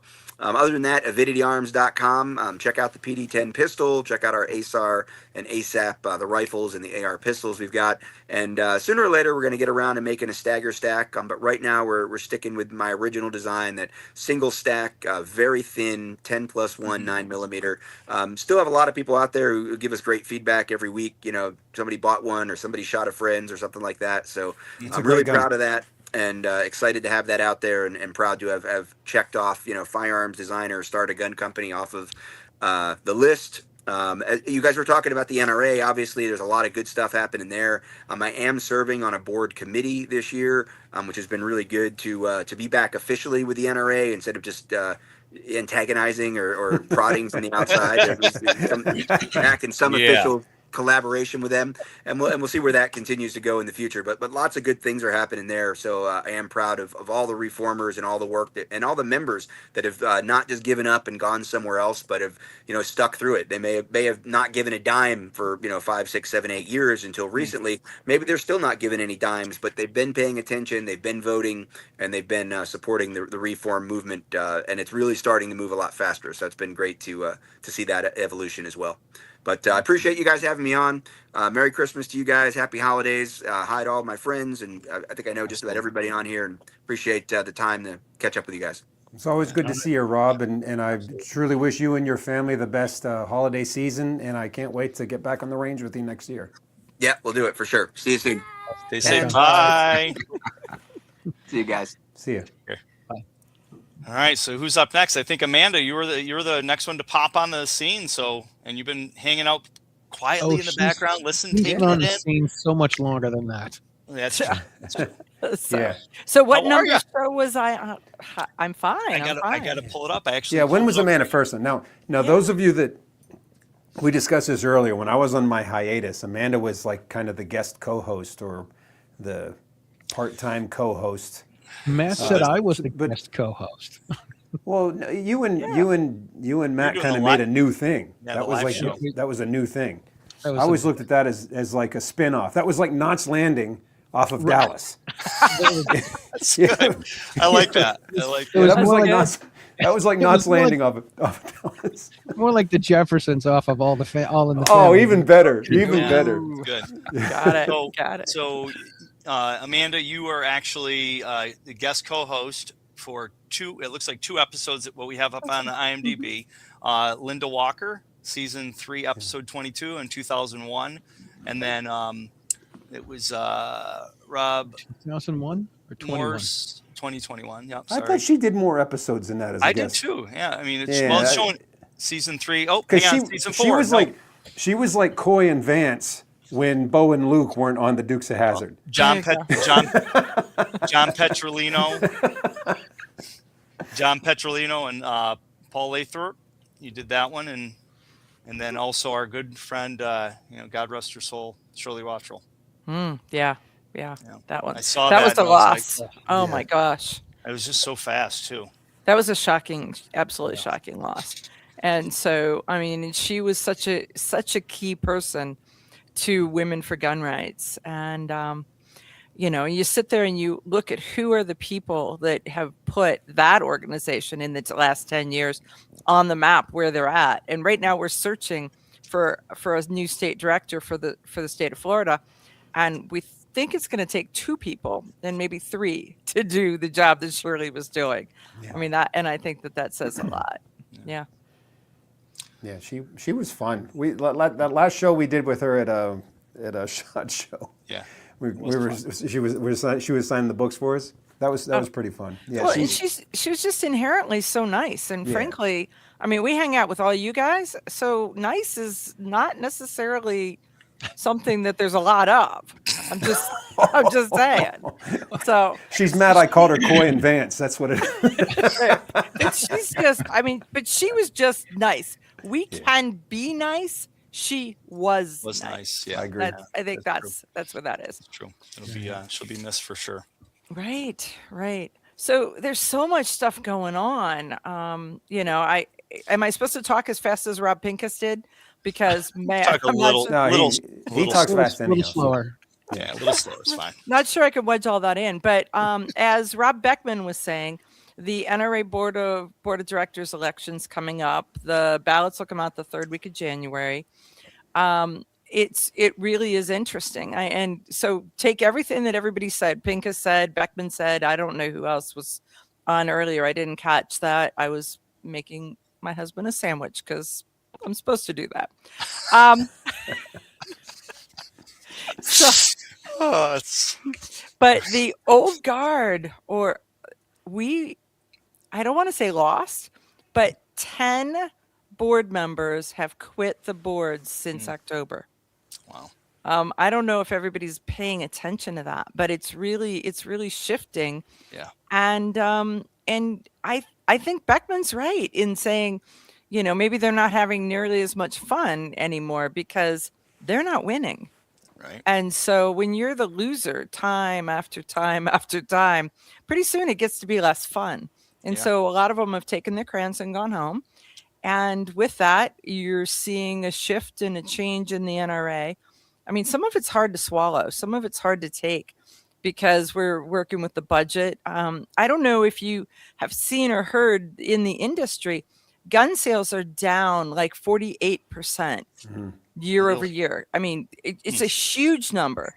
And so there are going to be some gun manufacturers who do not survive this just because the economy is such that if they're not selling guns, they're not staying in business.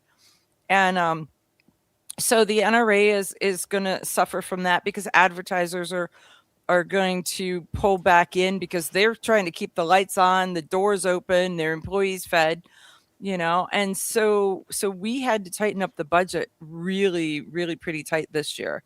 And so you're seeing that with the announcements that just came out in the NRA magazines about the fact that we're going digital with a lot of the magazines and in publication only on a quarterly basis. That's a huge change that there's a lot of people who are not happy about it. Yeah. And so we're trying to figure out exactly how you navigate through it. But just look at the cost of stamps. Yeah. I mean, the cost of ink and paper and yeah. all of that. So it's probably a thing that its time was coming anyhow. And this economy, this perfect storm, the fact that New York had gone after the NRA for so long that they had stopped marketing and advertising and talking about themselves. So all of it together is just kind of, okay, we hit bottom and we are coming back up out of it. So it's really funny to me that people are saying, oh, I'm seeing slight changes. And it was like, I can tell you the exact day that the NRA board switched power struggles and switched power centers and where we are and how it's shifting. But the NRA is going to be around for another 150 years. Good. That's Hear, what I'm hear. going to tell you. On my watch, it'll absolutely be there. I think that's an important, thing for people to understand, that it's been around all this time. It's there. It's a mainstay. We don't need to, throw the baby out with the bathwater. Let's reform it. Let's, get new blood in there, refocus it. It's just like, chapter 7 bankruptcy or 14, whatever the one is that you do, where you basically reformulate everything. I think that's Right. the best way to do it.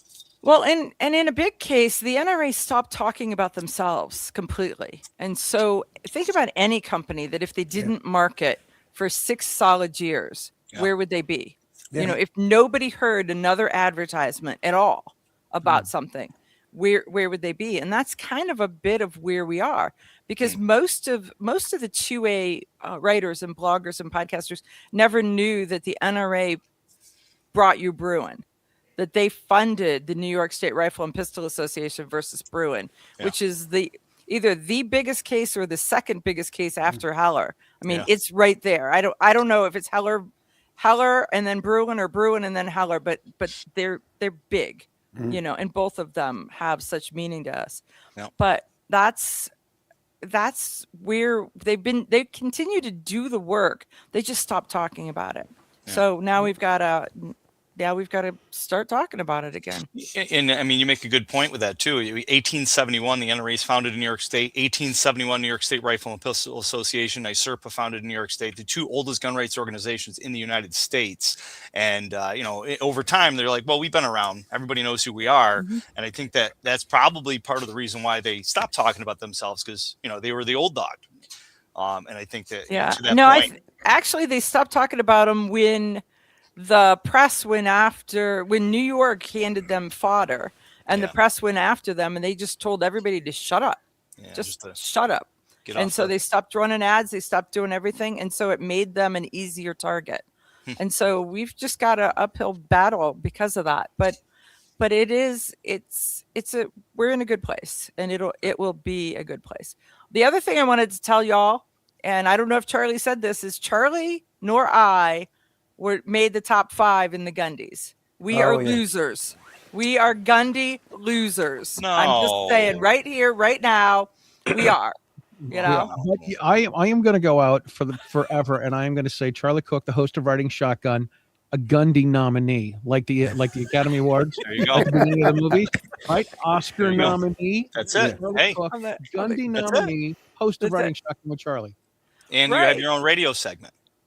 Yeah. That's Oh, right. yeah. Yeah. Radio Yeah. segment? Because he spoke to the media. That's Yeah, right. That's right. I'm trying to become the king of all media. There you go. Okay, Hey, Howard. that has a ring to it. It I know. does. Where have I heard that before? Imagine. Yeah. Oh man. Sorry, losers.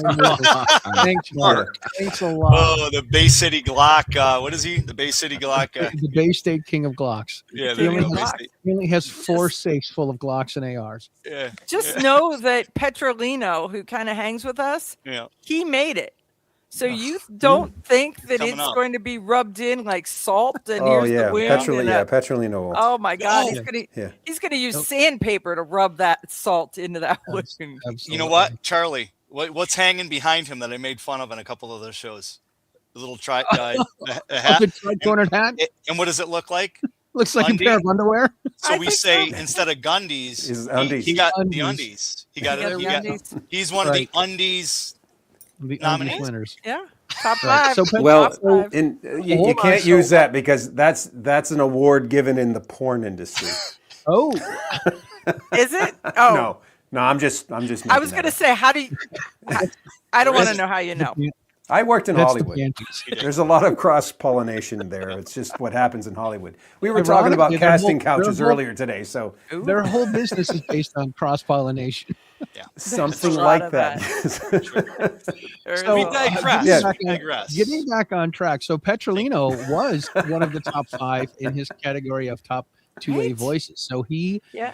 he is not going to be able to make it to Vegas to the SHOT Show, but he was one of the top 5 nominees. So So if he wins, will someone else? Can you accept the award for him? I told him I would, but I think what they do is they let the I think they might let the winners know, And then shoot a I think he's video, gonna- yeah. he's gonna make a video. Yeah, Yeah. Right, because Charlie's hair is just not nearly as nice. it's really It's not really it's his not fault. that stand up Matt kind of Right. stand up whatever that thing Yeah, is. it's not what. Yeah, I don't have that. Yeah. Matt puts pomade in his hair. He's a Dapper Dan man. Pomade. It's wax. we digress. Exactly.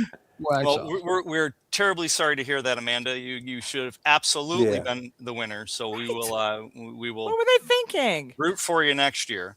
So Wow. Dan, were you nominated? No, but I was cheering you on. Okay, I appreciate that. I Yeah, I thanks, appreciate Dan. that. Wasn't he cheering you on? He wasn't cheering me on. You can only vote for one. I know it. I was like, sorry, Charlie, I'm voting for myself. Sorry, Charlie. Completely Sorry, understand. Charlie. That is a two-way street. bro. Charlie That is bit a me. two-way street. Who's the best tuna? The chicken of the sea. That's right. So Charlie, you got to inspire me. I want to get nominated. Who do I gotta give a ride in a car to? So I don't even know how you get nominated. I have no idea how you get nominated. I know you can nominate people. So I nominated Petrolino, and I've nominated a few other people. I really didn't want to Not get me. Amanda involved in this nonsense. But she got involved, and we're like, all right, now she's in. So What was really you know. crazy was that Charlie gets an email from them saying, congratulations, do some advanced prep work. I never got an email. Tom Knighton, a couple other people were like, Caught in spam. we just showed up, right? And it was like, Right. You're like, cool, I'm here. hey, look at this. And I then went they looking pop- for Charlie and I found me. Then I was like, okay, I'm not voting for you, wait a Charlie. second. I'm looking for Charlie. I found me. Wait a second. Oh goodness, too much. Oh, fun. my- What a great family. What a great Yes. group of people that we hang out with. It's How awesome. fortunate are we? Amen. Amen. to that. Amen. That's for sure. So Amanda, how can people? I always say stalk you for me, but I don't want to say that. That sounds creepy. Yeah, So that's how do people find out about you? Yeah, like Jim Stoker's face is like, what the hell is he talking about? Yeah. So I'm most active on Facebook, which dumps to Instagram. So, Okay. but if you message me on Instagram 2 weeks, 3 weeks later, I may notice, right? That would be that. But Facebook, I'm a lot more interactive. You can find my podcast, Eye on the Target Radio, hmm wherever podcasts are available. And you can go to my website, Eye on the Target Radio. But that's kind of it. Cool. Well, always awesome to hang out with you and have you. And we were going to ask, is the NRA doing the little media section like Oh they did yeah, last year? voice. Yes, Voice. they are Voices of the Second Amendment. Nice. So if you guys are interested, let me know. Send me an email, and I'll forward it up to the to the correct people. We're expanding it. We're moving it more to the center. We're Good. changing some signage of it.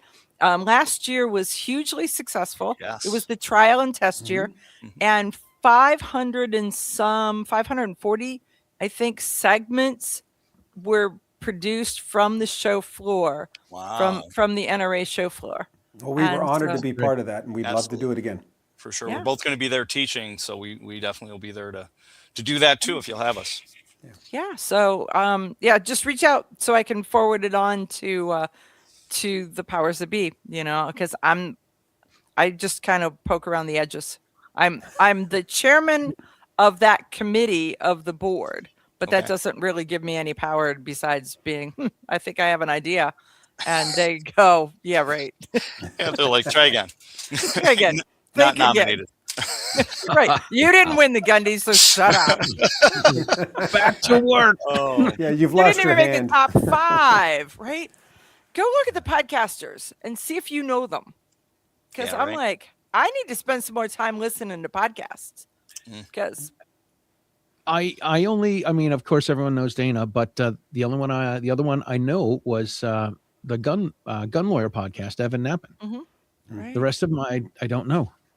So there's new people that are coming. They're Yep. up and coming, and they're Yeah. hungry, and they're energetic, and we need You to know a lot not of rest on our laurels. for sure. That is a New Year's Here. resolution right there. Right there. Yep, Make shit happen in 2026. That's what I say. There you go. that's right. Cool. It was Excellent. awesome having you on. Merry Christmas. Thanks. And thank you for all the work you're doing, Amanda. Yes, absolutely. People No have problem. no clue everything that you do for the Second Amendment in general, let alone all the organizations, and we thank you for that. Oh, no problem. No problem. It's a joyous place to be right now. Well, Merry Christmas and God bless us, everyone. Yes. Happy New Year to all y'all. Little Clint. Good night. All right, we'll see you. Take care. All right, so we're gonna let's move. Dan or Jim, either of you guys have a hard time? You got to be off.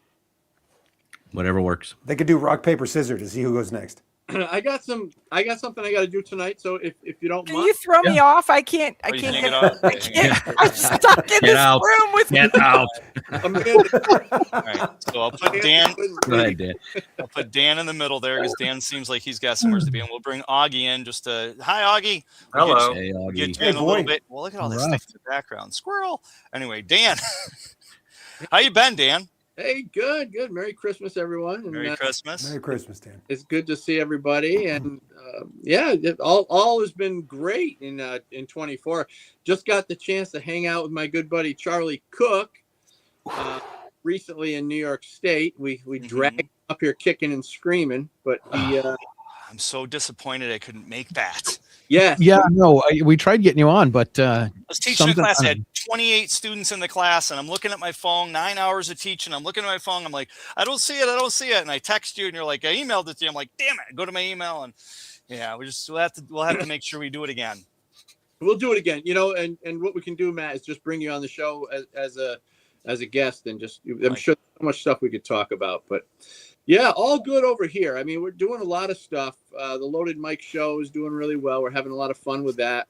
Our studio is building in New York, so we're bringing in other podcasts and other shows, and doing a lot of stuff for Gun Owners of America on the Gun Owners Foundation side. So I'm doing a video series every week, a weekly video series called Good. Bullet Points with Dan Was, and that's for GOF, which is sister arm of GOA. And having a blast with that stuff, and writing for Ammo Land and News 2A. So there's a ton of stuff, a ton of media stuff. I just recently did Chris Salcido's show on Newsmax a couple times. did Ted Nugent's show. Just a ton of fun stuff. I love this. I guess this industry, if you want to call it that, the Second Amendment, community, because there's so much stuff to do media wise, and there's so many good people involved. I'm digging it. So we're having a lot of fun. Good. Well, I was looking, and I don't see we haven't had you on I don't our think actual you have. show. I don't think Dan's been on the show with me. Right. No. You've been on the shared show with Charlie, but you've never been on the actual, because I'm looking on IMDb and you have no actor's credit from us. You got it from your own stuff, but nothing from us. Right. Well, We hopefully got to make that happen. hopefully today will give me a feather in my cap. I don't know. It will be musketeer. We'll call it macaroni. How about Yeah, that? there you go. There you go. Very nice. Well Yeah. played, Charlie. Well played. And I just got to show, like, if you're gonna get it, you got to get them. Oh, look at that. Look at that. Boy, right? those look really They're pretty. Very Pretty colorful. books. pretty books. Yeah. Look at those books. Goodgunbadguy.com. Yep. Yeah. There you go. Yeah, what a boy. I look back and that's when I actually had time to write my book series. Now Yeah. I'm writing for everybody else. And I'm waiting. I'm trying to get book 4 out, Good Gun Bad Guy 4, but it's just the problem with that is I'm so busy with the GOA scripts and writing for other publications that I'm like, oh, this is a great idea. This should be in my book. Yeah. But Back instead burner.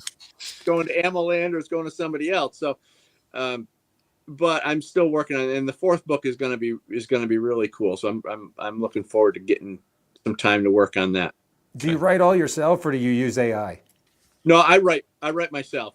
So here's definitely. See, what is it with people have forgotten Pearl Harbor. Yeah. We got a generation that's forgetting 9/11, and people are completely forgetting Terminator. And they don't know how to use maps. Forget atlas. Terminator, man.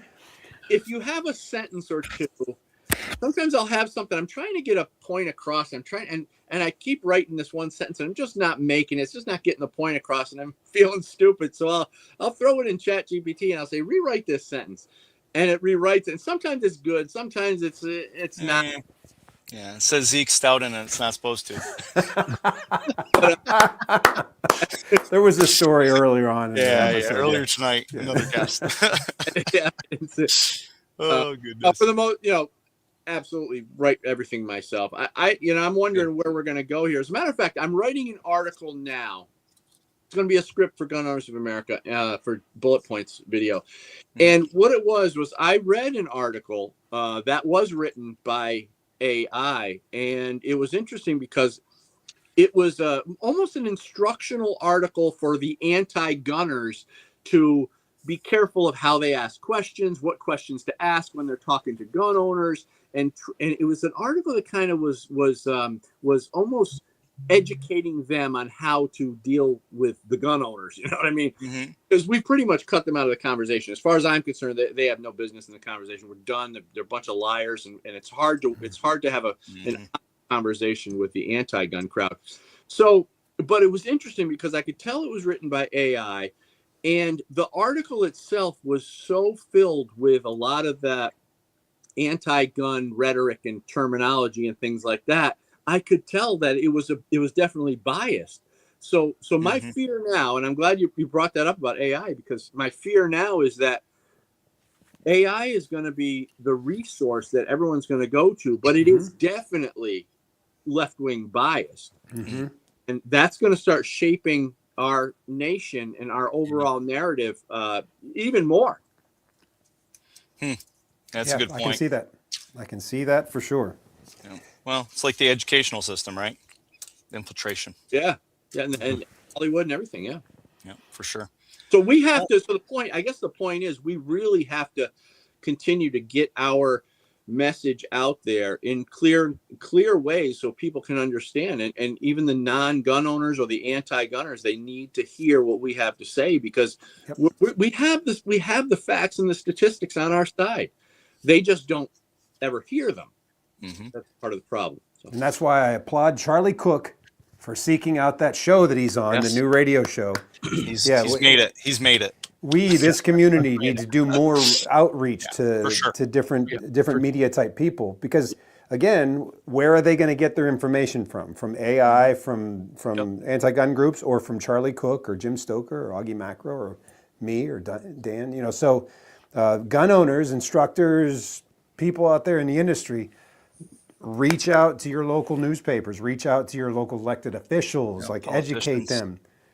Yeah, certainly something that we need to take by the reins. Well, and we're hoping that our little documentary will kick off. We're supposed to be going down to New York City sometime doing a documentary on firearms and Oh, cool. Clint and I. So hopefully that'll pan out in 2026. Yeah, we should just make one. We should just do. I know someone that has a studio and a production company. Like, Yeah. yeah. All right. Next 2026 thing to do. Yeah, Cool. let's Put it on the list. All right. Well, Yes. Dan, awesome to have you on. I know you got to bop out real quick. We got 3 more people in the back studio waiting to come on, so we appreciate you. Dan, Yeah. are you going to be at our annual meeting? You know, I missed it last time. I want to try to be there this time. I'm Let's- going to talk to Amanda because she asked me to do to be part of that media row thing. So I Good. want to do it this Good. year. Yeah. Good. awesome. Well, You let's should. make a should. point to try to connect at some point, break some bread, or at least hang out and shoot the shit for a little bit while we're in the meat space. Absolutely. Yes, we've never actually hung out, so that would be great. I appreciate it. And thanks, guys. Have a great time and good Merry Christmas and Merry Likewise. Christmas. all that stuff. We'll All see you around. Merry Christmas, Dan. See you, bud. Take care. Take care.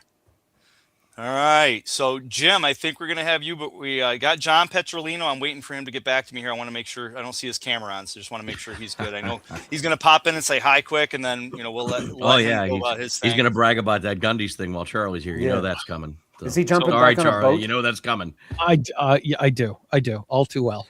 So I'm going to bring in our Rebecca representative, Schmoy. Rebecca Schmoy. Yep, John's sending me a message, so he's saying something. But let's see. How much time do you have, Rebecca? Honestly, this is the end of my day. I've already done some radio stuff, already done some family time. So this is the end of my day. You got me. Cool. Awesome. I like Boom. that. All right, let's see. You're not trying to pass a budget in caucus or anything in Kansas or nothing like that, no? Not You this guys close are- to Christmas, no. You guys are done. Okay. Just checking. All right. All right. Well, let's see what's going on with Jim. Oh boy, where to start? It's been a busy year for FOAC. So, for folks that aren't aware, Firearms Owners Against Crime Institute is Pennsylvania only. I guess that's where we differ a lot from the NRA and some of the larger national organizations. We do file amicus briefs, things of that nature, alongside the NRA. We do a lot of work, but we focus everything we can on Pennsylvania only. We have enough issues here that there needs to be somebody keeping an eye out just in PA. And that's the role we take. So my predecessor, Kim Stolfer, going back 30 years, got fed up with the gun control moves that were coming in and took a stand against them.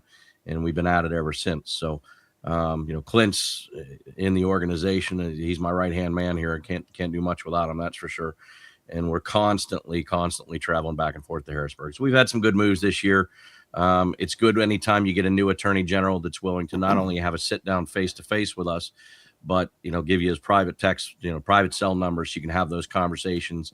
I get messages from him late at night sometimes whenever he's available, but I'll take it, because it's the influence that you need to try to keep some of the things moving forward we're trying to get done. A lot of time in the courtroom this year. We've had some Supreme Court wins here in Pennsylvania, Commonwealth Court in Pennsylvania, which is the first level of appeals court, and your filings against state agencies. We successfully sued the state police here over delays in the background check system. I don't know how many lawsuits we're in with small municipalities over discharge ordinances and all the different ways they try to infringe at the local level, which is preempted here in Pennsylvania. And you would think that law doesn't exist for the amount of violations that we have to deal with.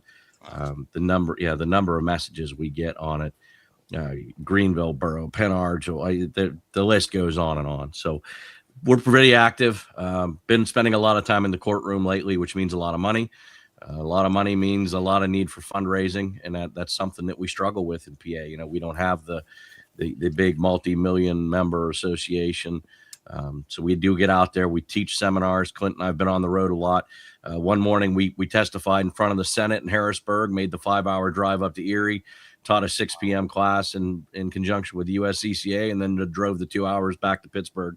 From there, that was a long day. I think he kept checking on me, thinking I was falling asleep at the wheel. Which I kept you up because I kept clicking this. Yeah, you kept clicking. I did that earlier, and I'm like, it's going to drive me nuts. That killed about 2 hours of our conversation on the way to Erie. Was him how many times he could pull the trigger without setting off. Oh goodness! So, but we spend our time doing that sort of thing, and the seminars, the teaching, the private clubs that have us come out and teach anything from concealed carry law to a lot of the basic intro classes. And we've come up with a new training menu that we put out for any sporting organizations. We teach for all the state reps here in PA that are Pro 2A.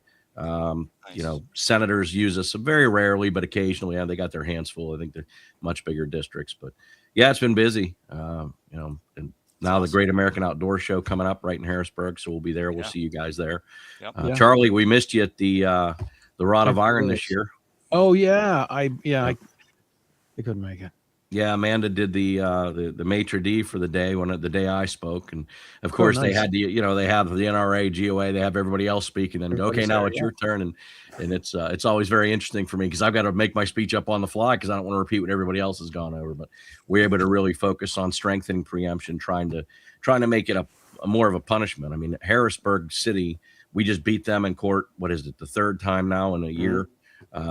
They've spent $100,000 fighting us because they want to have an ordinance that prohibits you from carrying firearms during a state of emergency, which higher courts have already ruled is a violation. It's illegal to do. So, but they'll throw $100,000 of taxpayer money at us, and we have to privately fund these lawsuits trying to stop it. So, we've got our hands full. The sheriffs. Some local sheriffs that are trying to make their own rules on how license to carry gets done, and we come up with we have 67 counties here in Pennsylvania. We found 14 of them were refusing to issue licenses to folks from out of state. We had to correct that because that's a violation. Really? In the middle of fixing that, the U.S. Department of Justice weighed in with us, which made it a lot easier.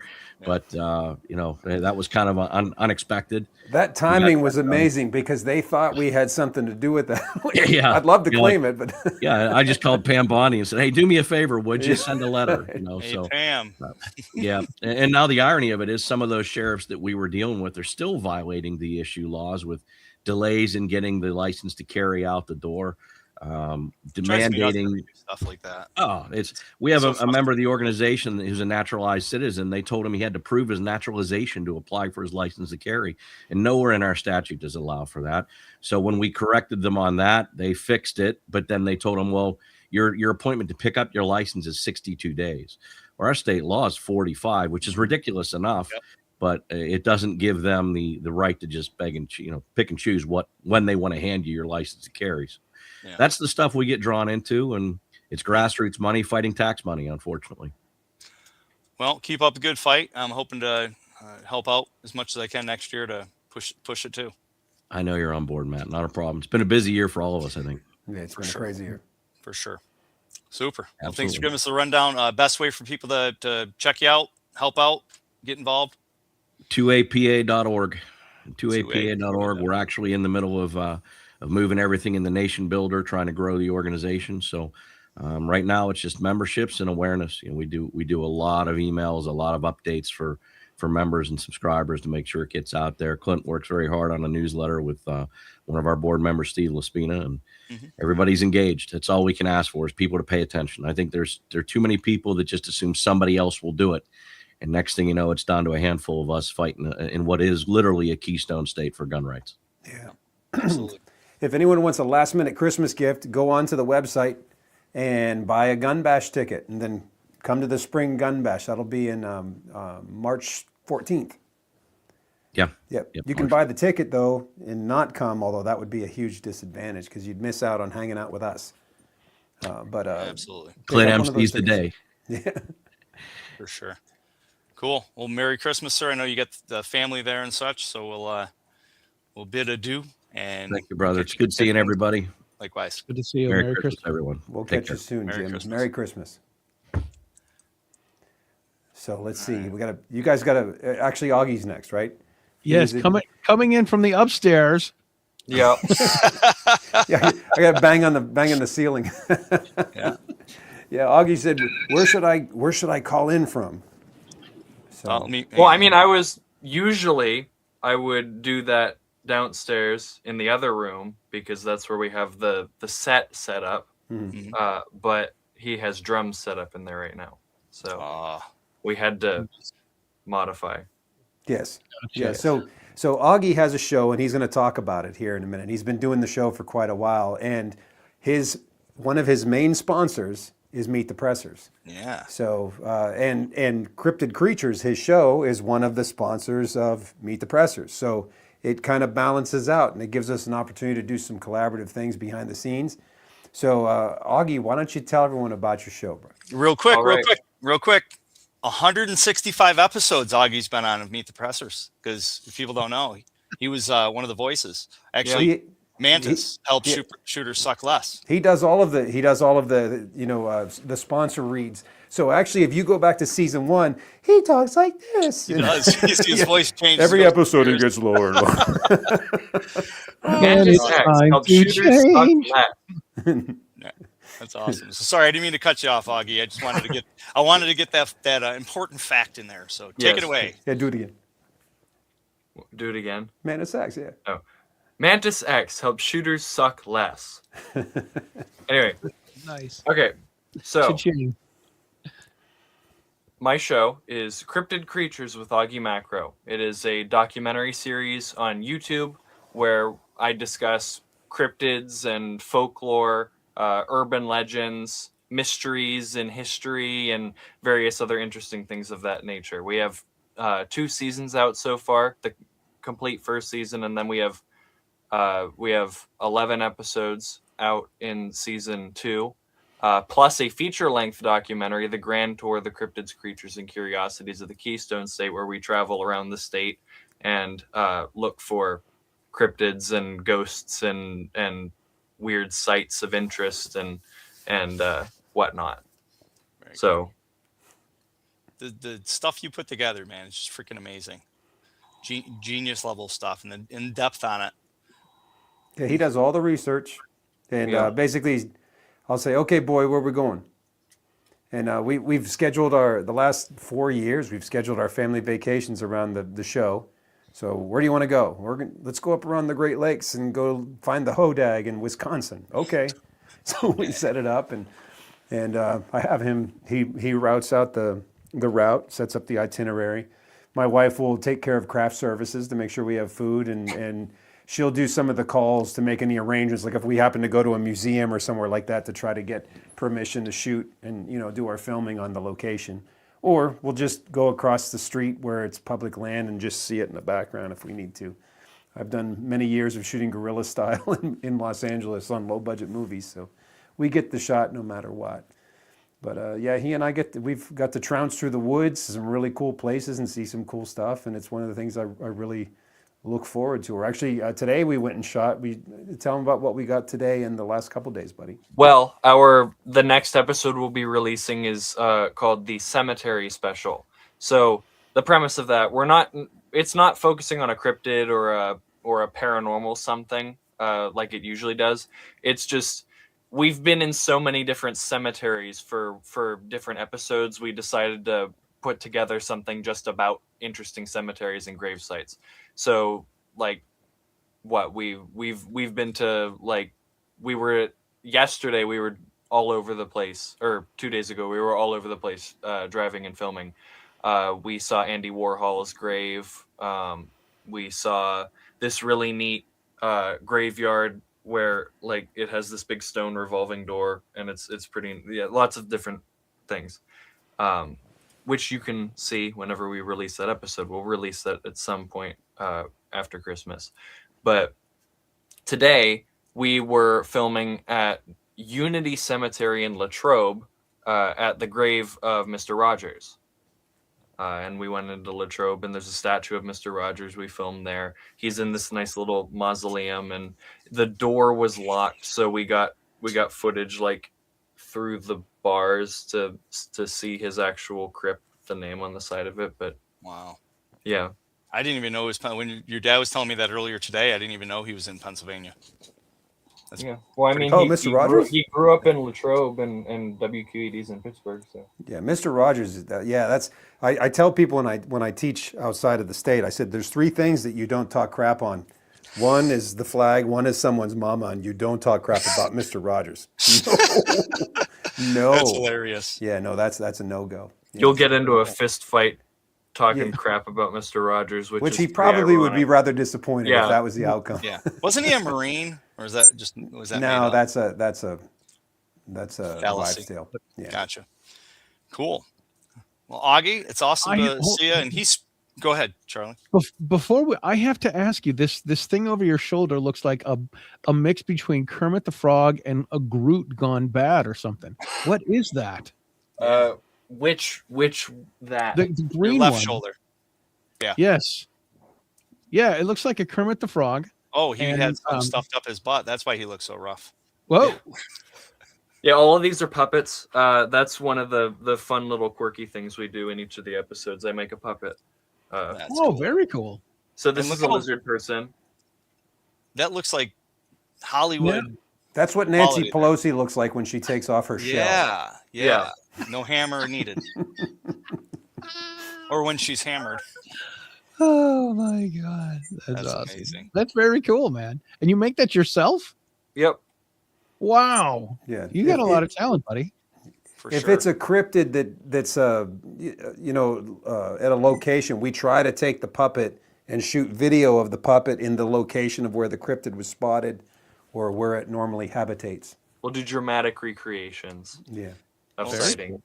Speaking of lizards, I think we're going to have our next lizard come on real quick. He's driving, so we'll have him hop on for like 2 seconds and say hi, and then we'll get Mrs. Schmoy to say hello. We'll wrap up the season with Rebecca Schmoy. Christmas with Rebecca Schmoy. There you go. I love it. Yes, Augie, hang on for a bit while Petrolino's here, because he actually did a really, really wonderful article about Augie's feature-length show. I thought it would just be kind of cool that they were both on at the same time. You there, John? Can you hear me? Oh, we can hear you Oh, loud yeah. and clear. Turn your mic Oh, on. nice. How are all of the Patriots doing? We're doing good. How are you? Well, we're not up for any Gundies, but we're doing okay other than that. Was that a little bit of a sour tone to that, Charlie? No. It'll be fine. It'll be fine. We've got a little support group going on. It's okay. I know you can't see, but I'm sporting your Decoding Firearms book right here in my hand. So Oh, thank you very much. So how's everybody doing? Augie, great to have you on with us. How are the squonks, Augie? I got to ask you. he pulls me. Yeah, you can't see, John. He just pulled out his squonk puppet. He whipped one out. Okay, it's the Squonk Puppet. That's awesome. That is awesome. Yeah, so if anybody tuning in, absolutely go and check out Augie's channel. And if you watch his feature-length documentary, not only do you get some really awesome information, and like he goes deep. He's like talking about the different eras and I had to do research just to cover his documentary. But what's really neat is you get to watch Augie grow up and like in out of order. So like there's like these little early, cave explorations with Augie, and like I didn't know if he was the creature or you're looking for a creature because he was so young. Really phenomenal work there, and the recreations. I love like the hairy ape arms, like grabbing the apples and stuff. Like, so there's some really cool stuff. So like massive kudos to you. And who else is on the line? We have Rebecca. Is Rebecca Schmoy on the line? Mm-hmm. Rebecca Schmoy is here. Rebecca, how are you? How are the crab cakes? I think they're great this time of year. Yeah, well, in Kansas, we don't have them quite as good as what you get them, unfortunately. Awesome, Did you have awesome. nice fall foliage? Absolutely. The fall foliage was beautiful. So what's going on with you guys? Just trying to keep up with you, John. That's all. Yeah, we we're got. just trying to keep up. Just Yeah. having this cool show with great people tonight. Mm-hmm. Yeah, so Yeah. it's been a wonderful year, and we were just talking to Dan Dan Moss on Friday about a lot of the stuff that was going on.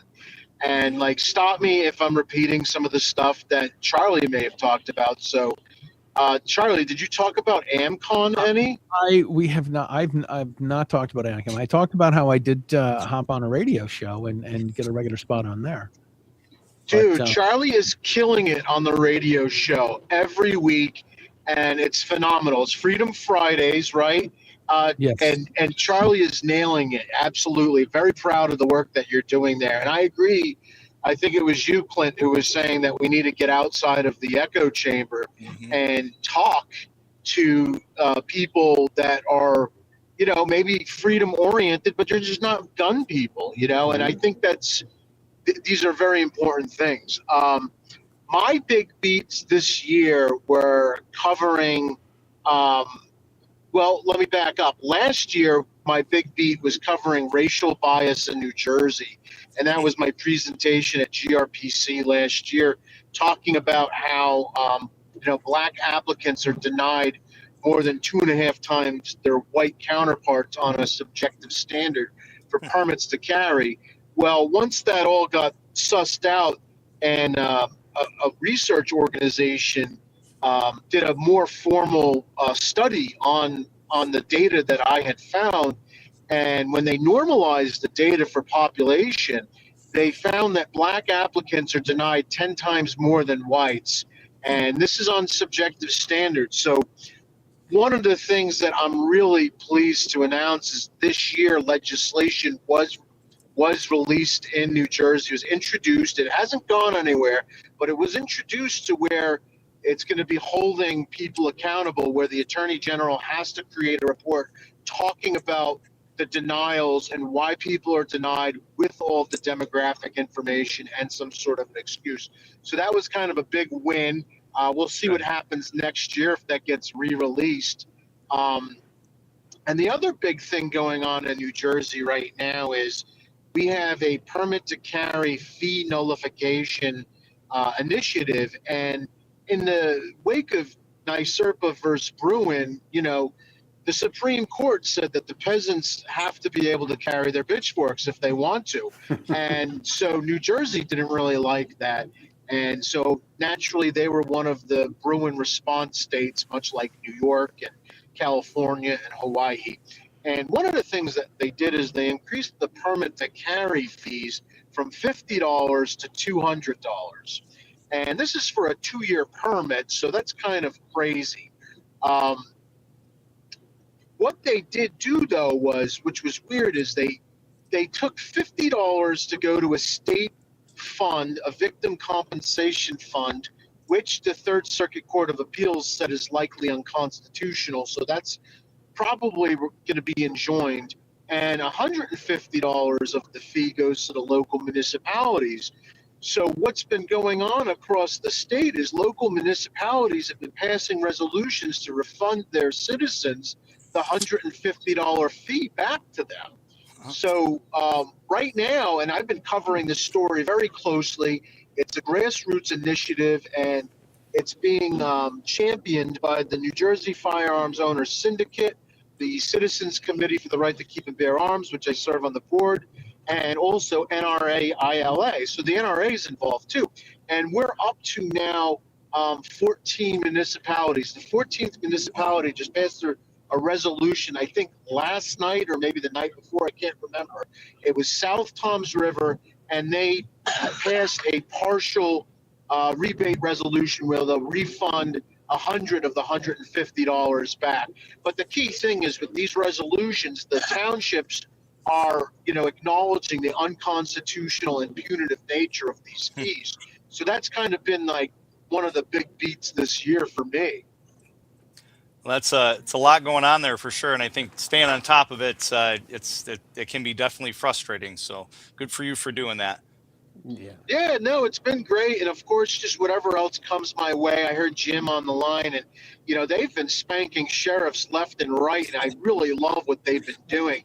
You guys are killing it. It's absolutely phenomenal work. And, you know, it's crazy because you do have this preemption. And for some reason, Harrisburg thinks they're special. All these towns and these cities think they're special. These sheriffs think they're special. and they're not. What I'm waiting to see is I'm waiting for reciprocity. When are we going to get New Jersey reciprocity, Jim? Yeah, that's a big lift. Although really, I mean, with no training requirement in Pennsylvania, why wouldn't they have reciprocity with New Jersey? I know, right? You guys, I bet you if you guys were able to pull in reciprocity, you would get all kinds of New Jersey members of your organization. Well, as Jim was saying when he was on here, we as an organization, but Jim personally has quite a dialogue with the Attorney General now. So perhaps maybe that can be a seed that's thrown into his brain. But he's been dealing a lot with the preemption violations, and the Attorney General has been very open to hearing us out when we talk about, frankly, the amount of taxpayer money that these cities are using to fight laws that are illegal.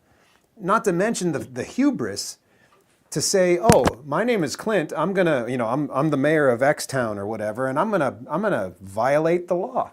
And I don't care what you have to say about it. Like, if any of us did that as citizens, we'd be hauled off into the pokey. Well, then they turn around and they're like, and you can sue me, and the money's going to come from your taxes anyways. So you're fighting your own taxes. Yeah, we had a strength and preemption bill that we did get passed a couple of years ago, but at the time Governor Wolf vetoed it. We just didn't quite have the numbers to overturn the veto.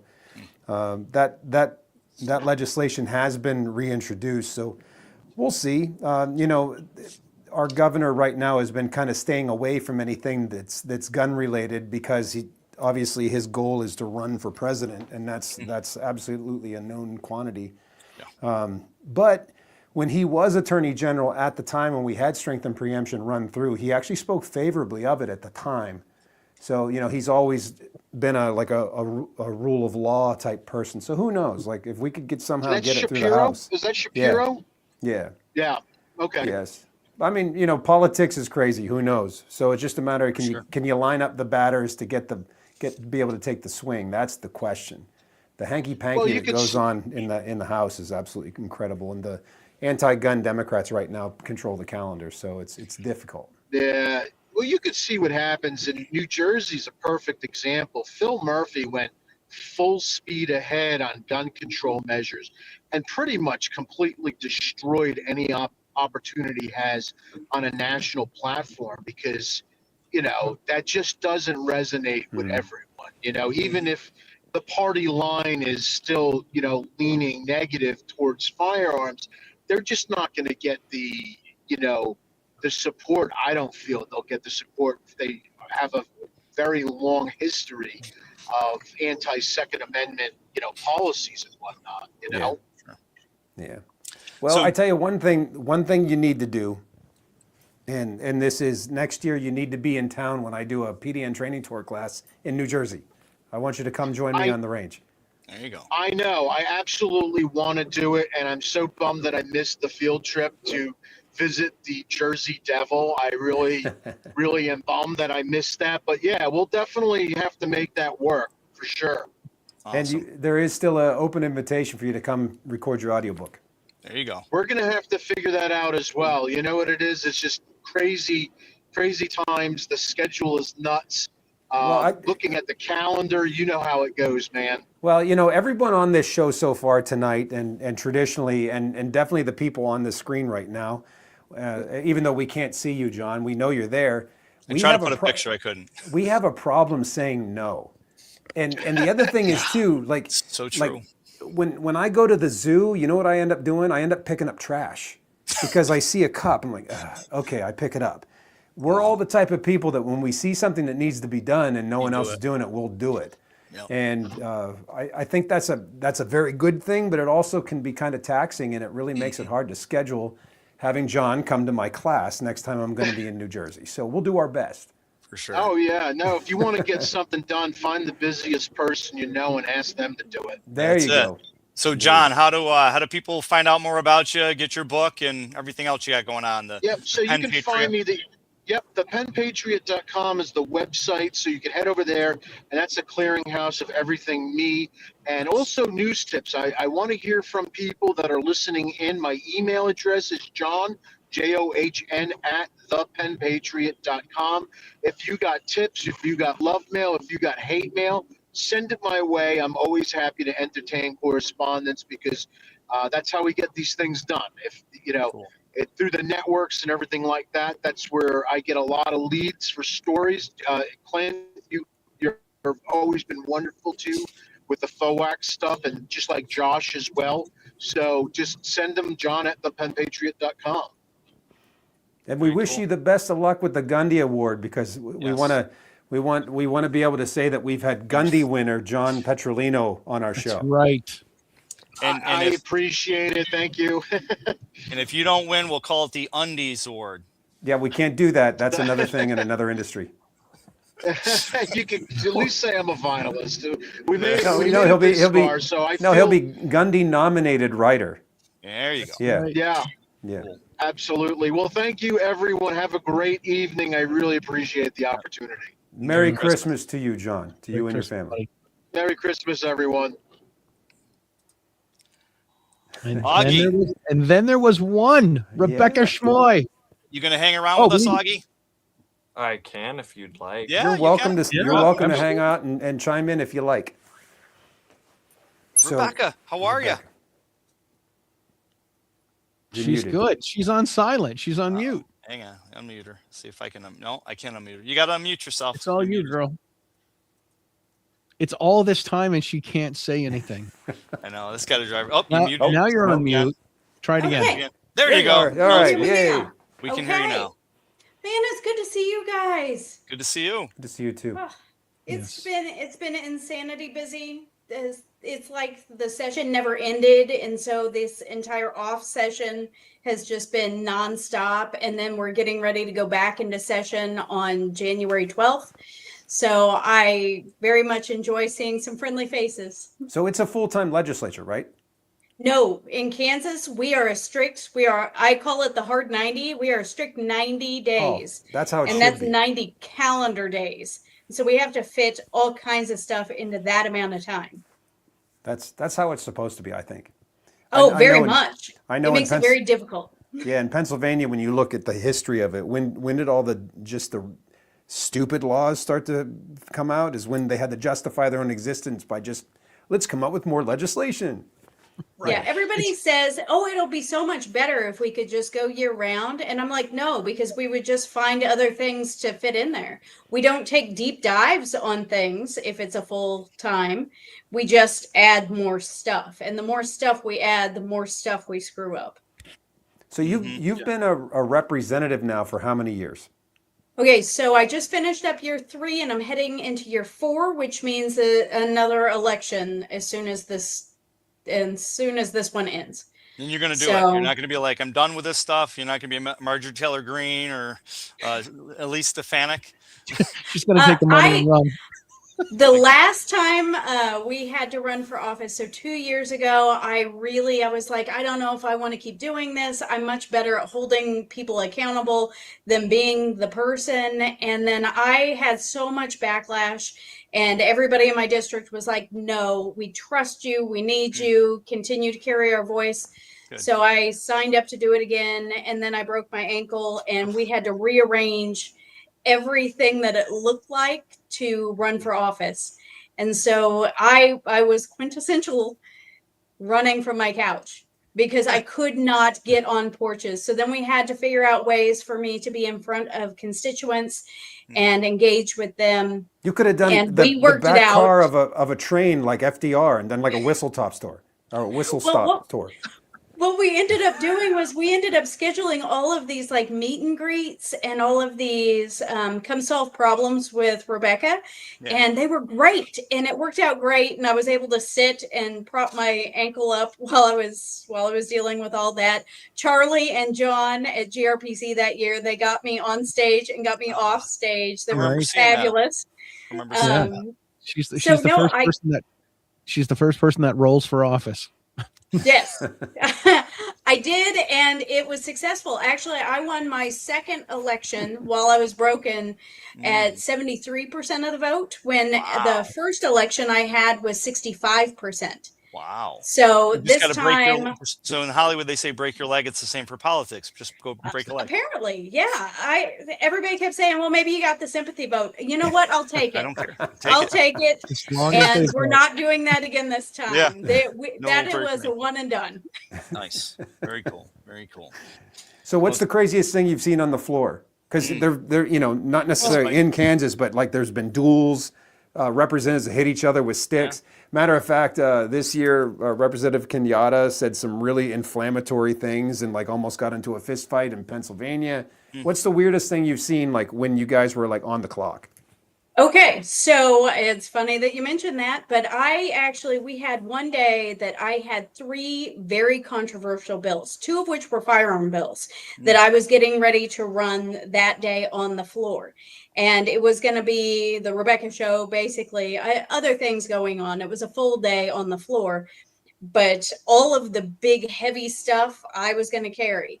And then right before my first bill that I was supposed to carry, there were some words exchanged on the House floor between one of the Republican representatives and one of the Democrat representatives, and they almost got into an altercation.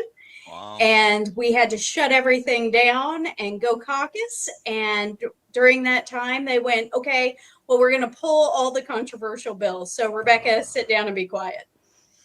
See, So that was a rough day for me. And I would venture a guess that was staged just to get you off of the floor. I you bet. know, What they wanted I to do is wouldn't they put it wanted to past see her. They wanted to see her put her foot up somebody's. Her boot up somebody's. Yeah, break her ankle again, right up somebody's butt. yeah. You could say No, I it snapped was- my foot off in his ass. Well, that would be a worthy way to break it, I think. Yeah, But sure. a much better story than just stepping off of a step. But yeah, so that tanked a couple of our gun bills last year. And the other one, we had to bring it back from being quite as controversial and to just adjust the whole bill before we could run it again. And I had a very frustrating year last year. And so this year I'm getting around a whole lot better. And I did a lot of sitting and being quiet last year, and unfortunate for everyone except for my constituents, I won't be sitting and being quiet this year. My constituents will be heard. Harumph. Yeah, you soaked it all in last year, right? I was looking at how you were on in 2020, season 2, episode 42 and 47, and then again in 2024 when we interviewed you. What was that? The NRA's annual meeting? Was that I think so. When we were up and the skyline was behind. Yeah. That was a neat That was shot. right before I broke my ankle. So that was just days Yeah, before I was out. Yeah, season 6, episode 12, you were on as well. Yep. Very cool. Nice. Long history with the show here. 2020 COVID time frame and. Like I government said, I overreach. appreciate being here. I appreciate seeing you guys. No, we always enjoy having you on and sure. just hanging out.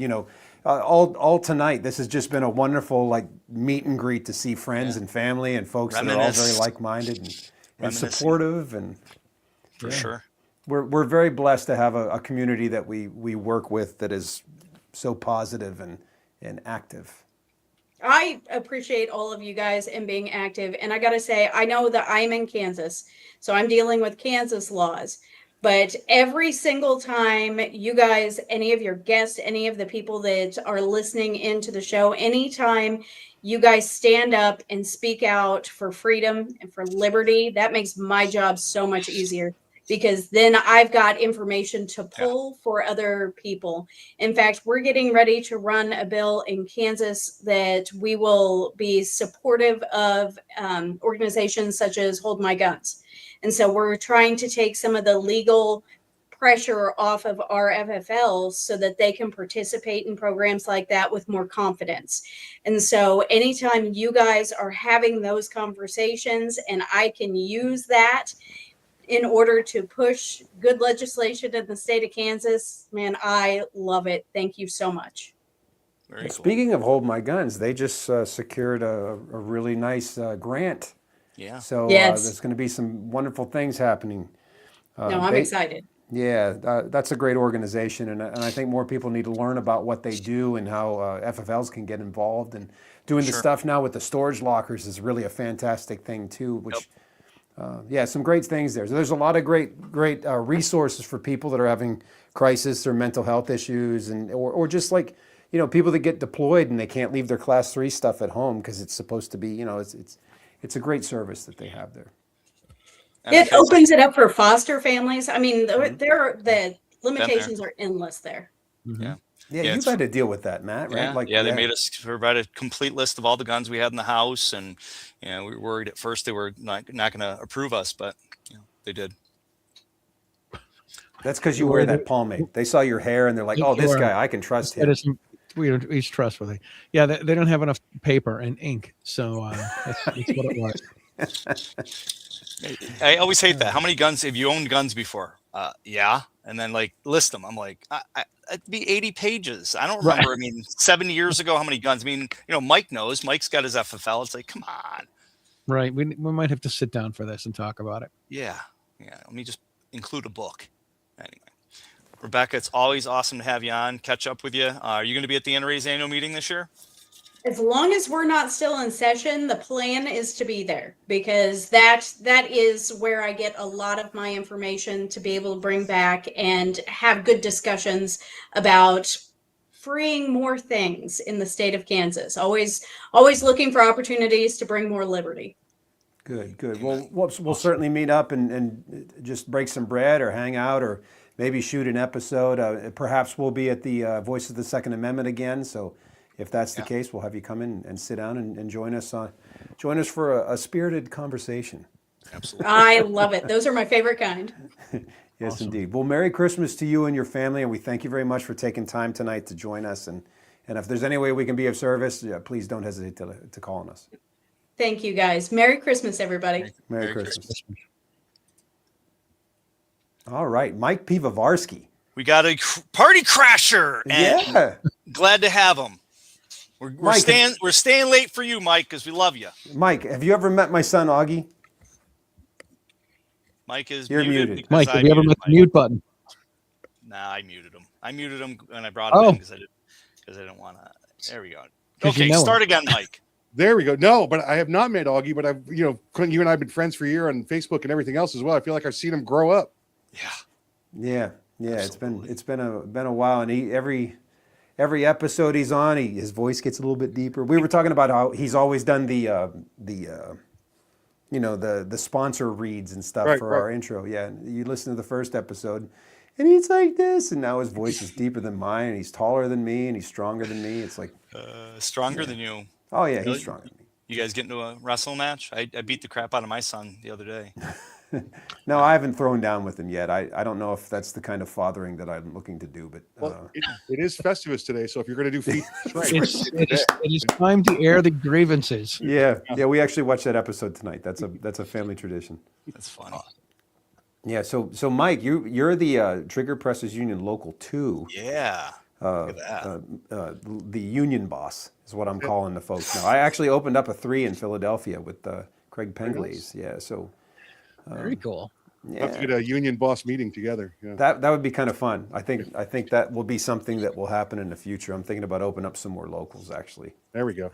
We go through and do kind of more what I was originally intending with the Trigger Pressers Union.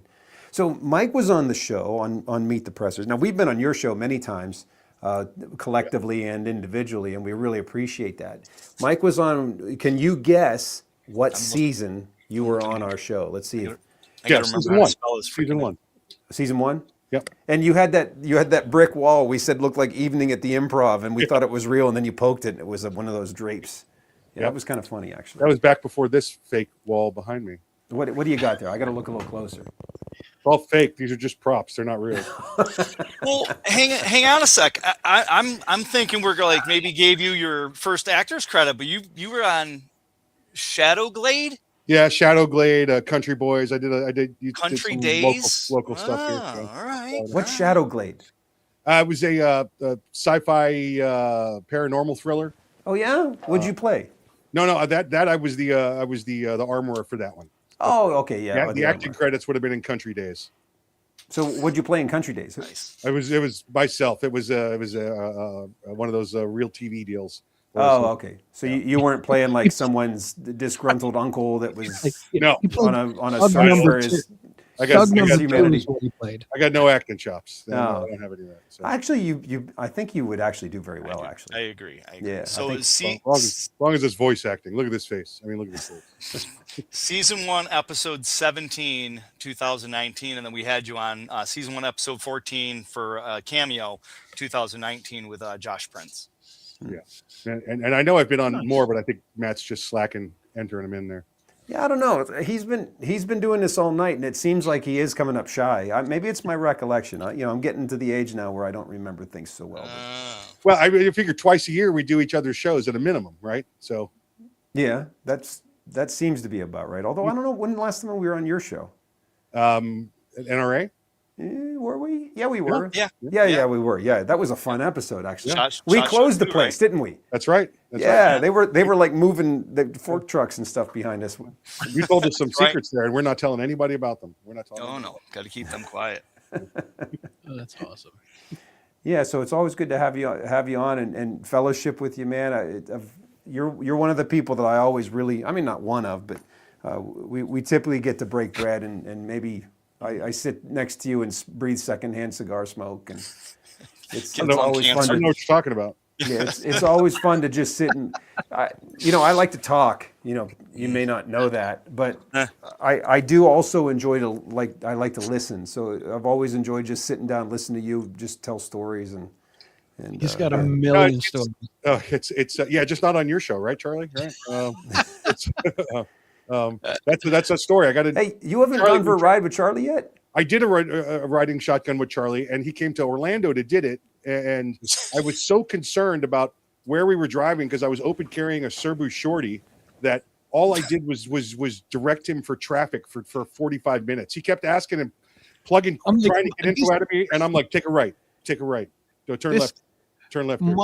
Mike has incredible story. You crack when you hear a bottle crack open. Mike's got stories all day long, like true. nonstop stories. They're hysterical. They're great.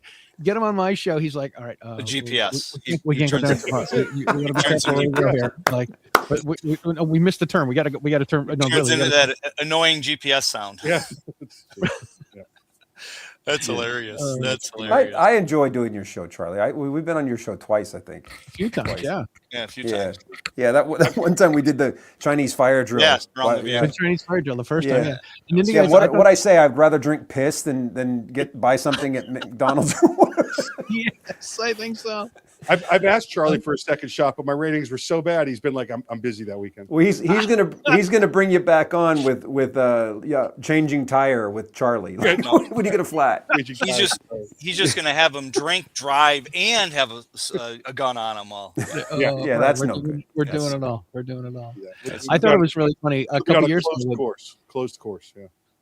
when NRA was at down in Dallas, you guys, Matt and Clint, you guys were out filming some stuff, and I was doing a show with Joe Mo. Oh, we were solving the Kennedy thing. Yeah, you were right. Talking about the Kennedy assassination. I go driving right down the middle lane at 11 miles an hour. I'm like, hey, Clinton, Matt, what's going on?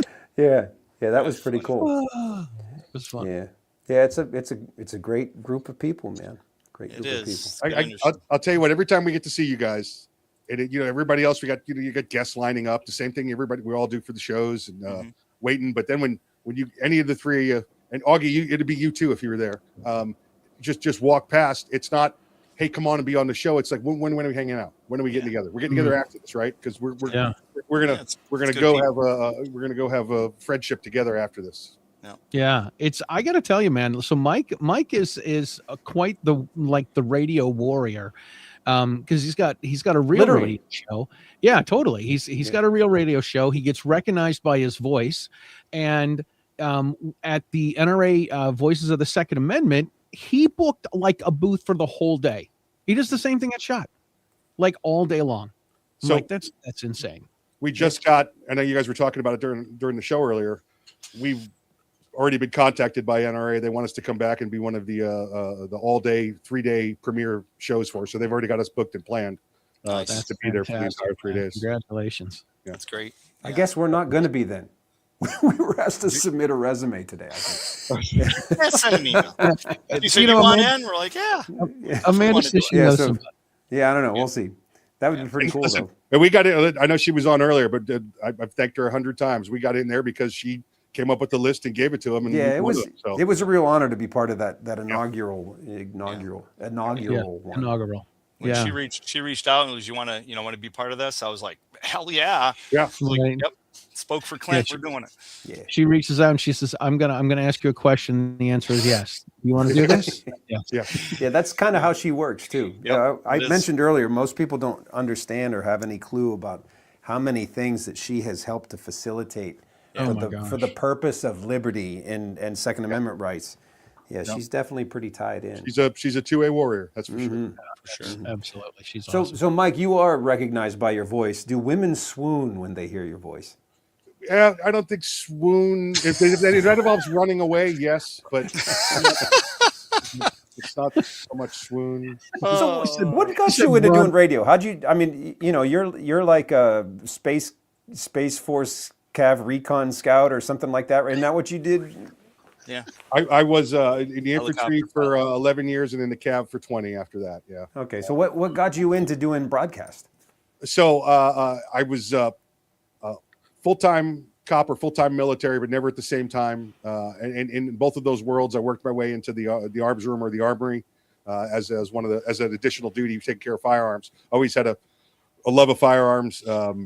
When I finally retired from police work, opened up a gun store. It was the arms room, and literally had an old buddy drop by that I used to, when I was in patrol. He was a DJ on the midnight shift, and I used to go hang out in there because we could go to the bathroom there and not worry about getting shot at his place. And he stopped back by. We'd lost touch. Stopped back by and was trying to sell radio advertising blindly, and we saw him, and then he pestered us for 6 months to do a show because he'd sit around and listen to these conversations. And we finally did it. We did the first 2 shows and it sounded like an infomercial, and we said we're not doing that anymore, and we started doing a real show, and that was 11 years ago. We've been in the radio business ever since. We're on in 50 stations around the country now. We just we had a great year. We've added a couple of big markets this year. And Charlie, just so you don't feel bad, there's no radio show category in Gundy's, so we didn't get nominated. Oh, yeah, So he you're can't even above say he's Gundy nominated. Yeah, we can't even say that. Which is odd though, because we take all of our stuff and we put it on, where the podcasts go for all the replays. Yep. We're actually Right. rated as the number 5 Second Amendment podcast in the country, number 11 conservative podcast in the country. Wow. But evidently that doesn't count because we're an actual radio show with replays. Huh. Oh my gosh. I'm the Well- number 1 podcast in my house, but was I'm wondering the where it's number 2 podcast coming from my house that goes out everywhere else. That's right. We oddly enough, and it's on our promo material, we put it on there. We are the one of the top radio shows and the top Second Amendment radio show in all of Cambodia. So that's nice. huge. How many listeners you got in Cambodia? I bet you we draw 20,000 listens a month in Cambodia, and I have no Really? idea how or why. Yeah, I can show you those guys. We got to start putting stuff in Cambodia, man. I know, right? I think they must make radios in Cambodia, and when they turn them on, it's stuck on the station we're test on, them. so we get a stat. Yeah, Yeah.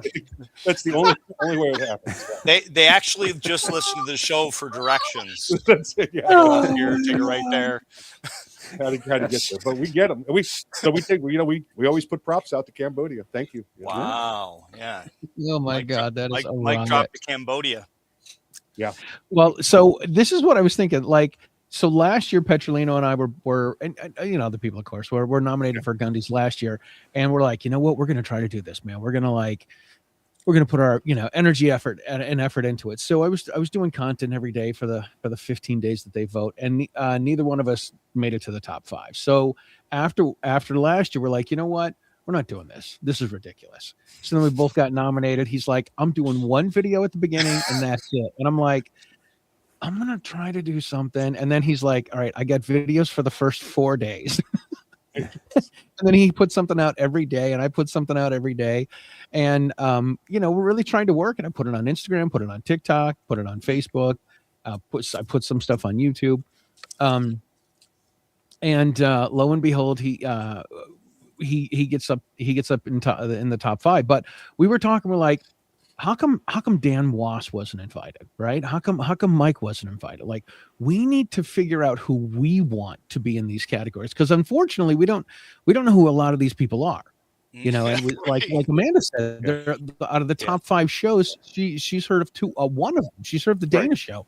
I've had Evan Nappen on. The other 2 shows, the other 3 shows, I don't know who they are. I know Whiskey and Windage was on last year, but the other 2 shows, I hate saying this, I don't know them. They're not in my circle of my Olympic circle. Yeah, so Petrolino and I, we got to come up with a list of our people that we're gonna bring our people in and try to take it over.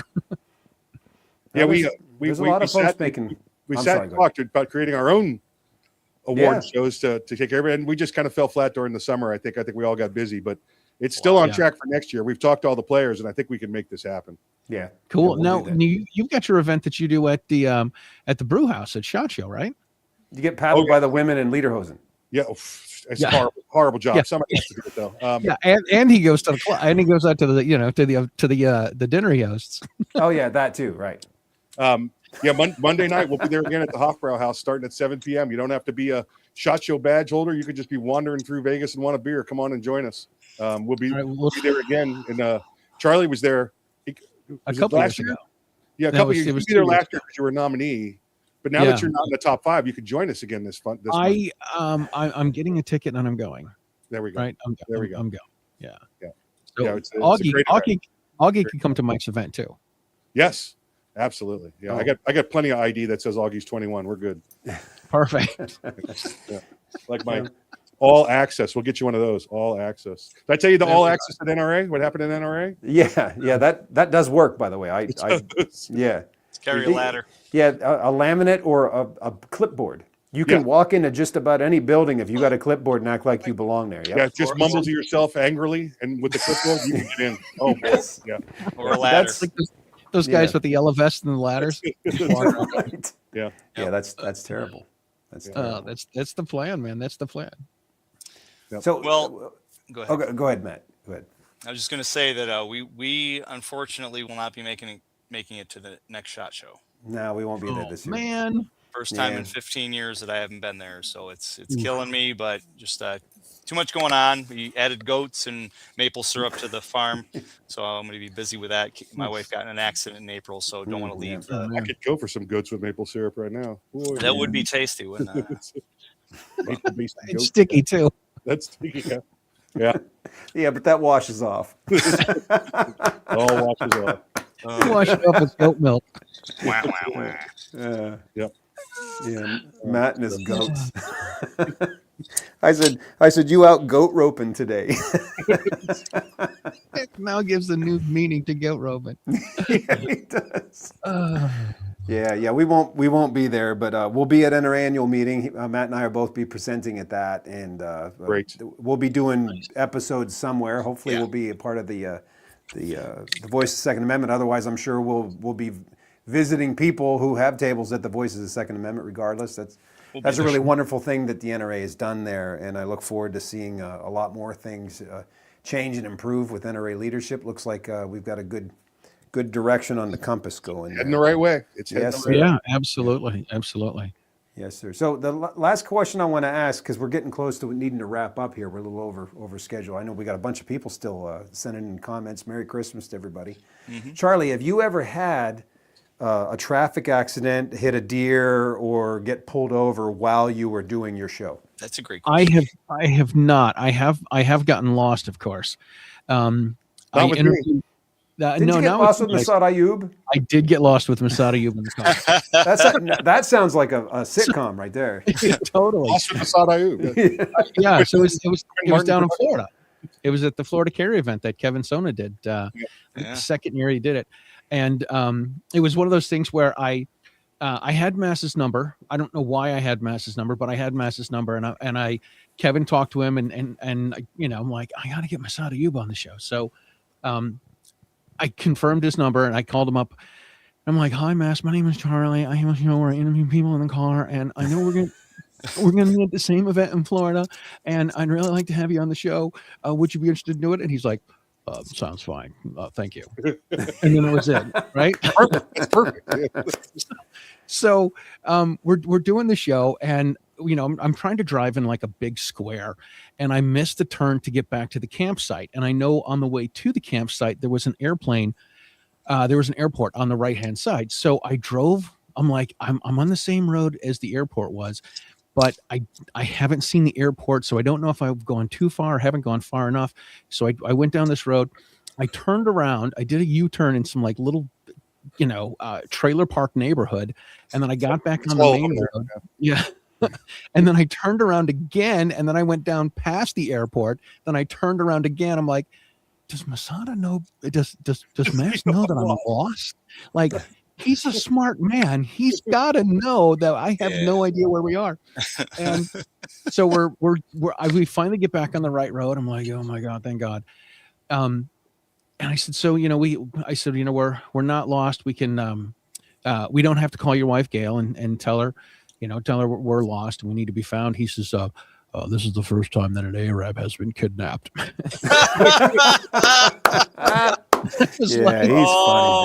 Gold. It was absolute gold. I tell you, I've had the honor of hosting a lot of really big rock star trainers in my career, and Matt and I have done together many times, hosted people, and I've had wonderful positive experiences with most of them. Yeah. But I can say Masad Ayub was the most gracious, respectful, and just giving, genuine, like joyful person to work with. It was an amazing experience to work with him and host him.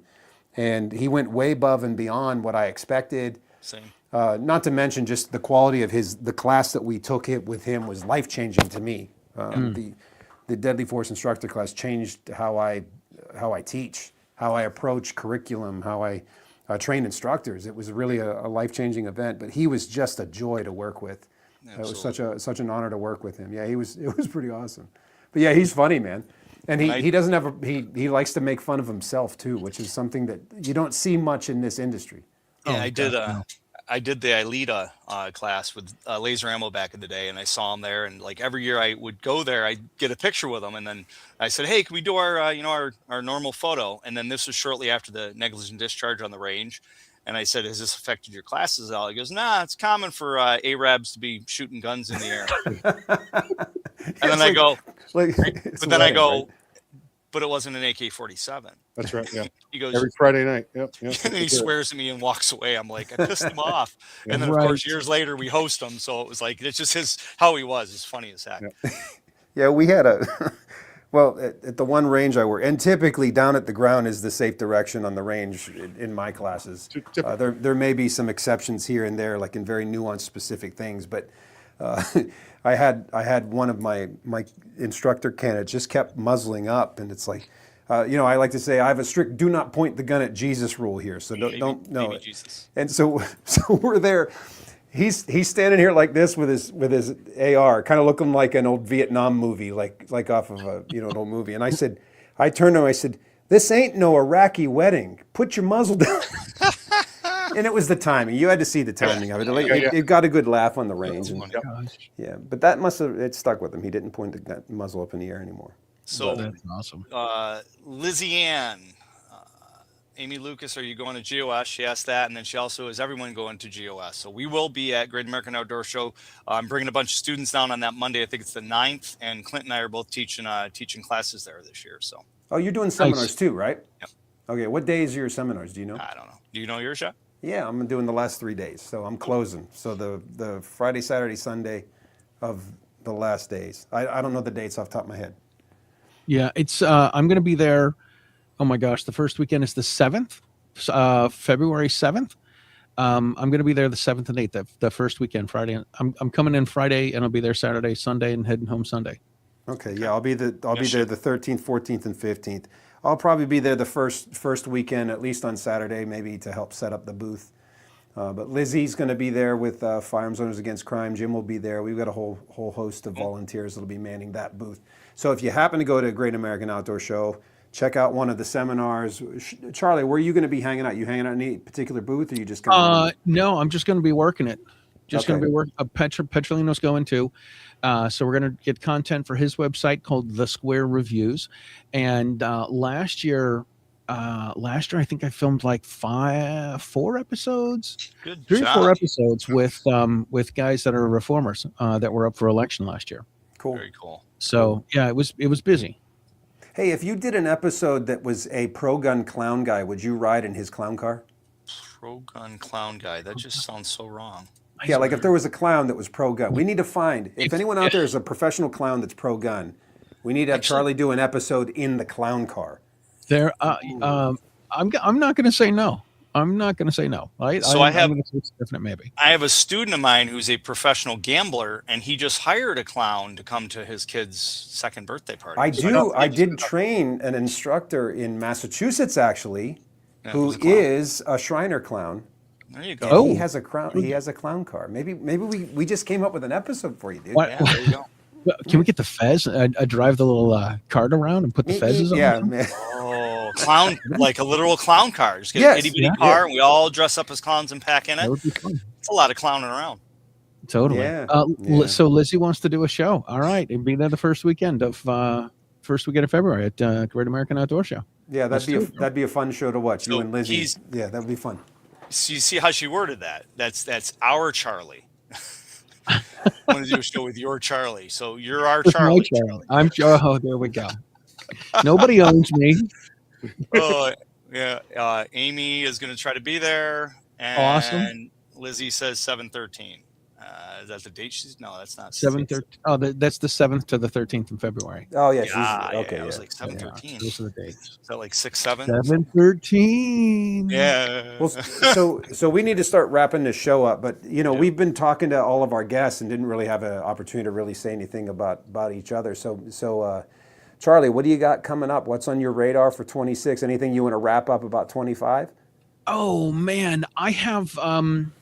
So when I was at, I'm kicking off. I just put out a show today with Sam Lickman, who is known as Sam the Gunman on Gun Owners Radio. So he was really cool. He's got a lot of gun trivia. I'm doing the Gun Owners Radio this weekend. We're recording the show on Friday. It's going to drop on Sunday. I'm kicking off 2026 with a show with Sarah Weaver, Randy Weaver's daughter. I interviewed her in Salt Lake City, so that's how I'm kicking off 2026. I'm trying to, I obviously want to keep up putting out shows. I'm doing some shows at the Otis booth at SHOT Show.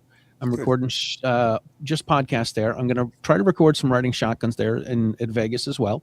Try to get some stuff when I'm in Harrisburg at Great American Outdoor Show. I'm planning on making it to the NRA annual meetings. Haven't set anything up yet, but I'm planning on doing that. And keeping on teaching classes. I'm teaching licensing classes here in Massachusetts. I'd like to, we talked about this earlier this year, Clint, I'd like to really step up my USCCA offering, teaching those classes, because I think I know someone that can help you with that. I know. Of course you do. Unfortunately, it's not me that can get myself going, but I want to offer more USCCA classes because those bring a lot of really good stuff to people. And I do think that once people take their licensing class, then they flounder around and don't really know what to do. So I want to start offering those more. I do want to take some more training. I want to take a defensive shotgun class next year. I want to do a handgun class with my son, and I want to do a handgun class for me, be as a student and take the class. I would love to. I'd love to talk Petrolino into taking a class with Masad Ayub and doing a class with him, with a class with Mass with Petrolino. That'd be a lot of fun. But it's just keeping up and keeping things going, and trying to earn my way to get to the Gundy list for next year. Well, we're rooting for you to get that, so you can take Gundy nominee off of your email signature and make it Gundy winner. Gundy winner. That's right. That's the goal, right? Well, very cool, man. I can help you with some of that, and I haven't set my schedule yet, but I hope to in the next couple weeks for PDN Training Tour. I'm hoping to do a PDN Tour date in Massachusetts as well as New Hampshire. Oh, cool. Maybe one up in Maine too. So I'm going to really try to expand my PDN Tour dates. I did 6 of them six of them this year, Very nice. It's been difficult with the day job. You know, Delta Defense keeps me very busy, and our new I guess I'm talking now. Our new non-lethal program is out, and it's a very, very cool program. An excellent opportunity to reach people who maybe aren't gun at all. You know, maybe anti-gun people. Let's get them into the fold, get them to take on some responsibility for their own safety, and see that even pepper spray is exercising the Second Amendment right, and, and we can maybe get them into the fold. You know, breathing the light of liberty. That program is really, really well done, and I've been charged and challenged to train a lot of instructors this coming year. So I'm going to be putting a lot of time into that. But it's PDN tour. I'm going to see if I can meet some more, get into more states. I was in New York. Matt hosted me. That was a very successful class, and Grant Gallagher hosted me in New Jersey. So I look to repeat those states, but also expand, maybe one in Delaware this year as well too. So we'll see what the schedule kind of irons out. This last year was tough. You know, not to mention I was busy with work and a lot more responsibility with FOAC. You know, Jim says that I'm his right-hand man. Jim does the lion's share of the work, and I'm there to support him any way I can. But done a lot more last year. But I lost my mom last year, and going through that process of her living with us and then having to put her into a home and then going through the countless hospital visits and then the hospice and then ultimately she passed. That was rough. That was rough.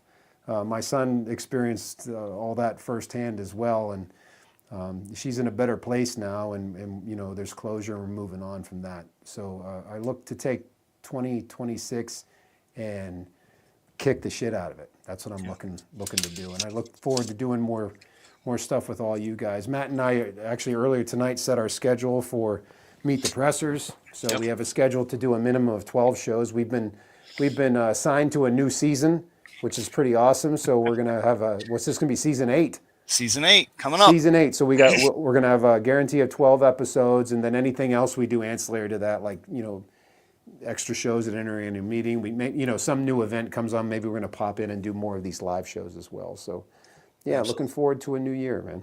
Looking forward to it. And looking forward to more episodes with my son.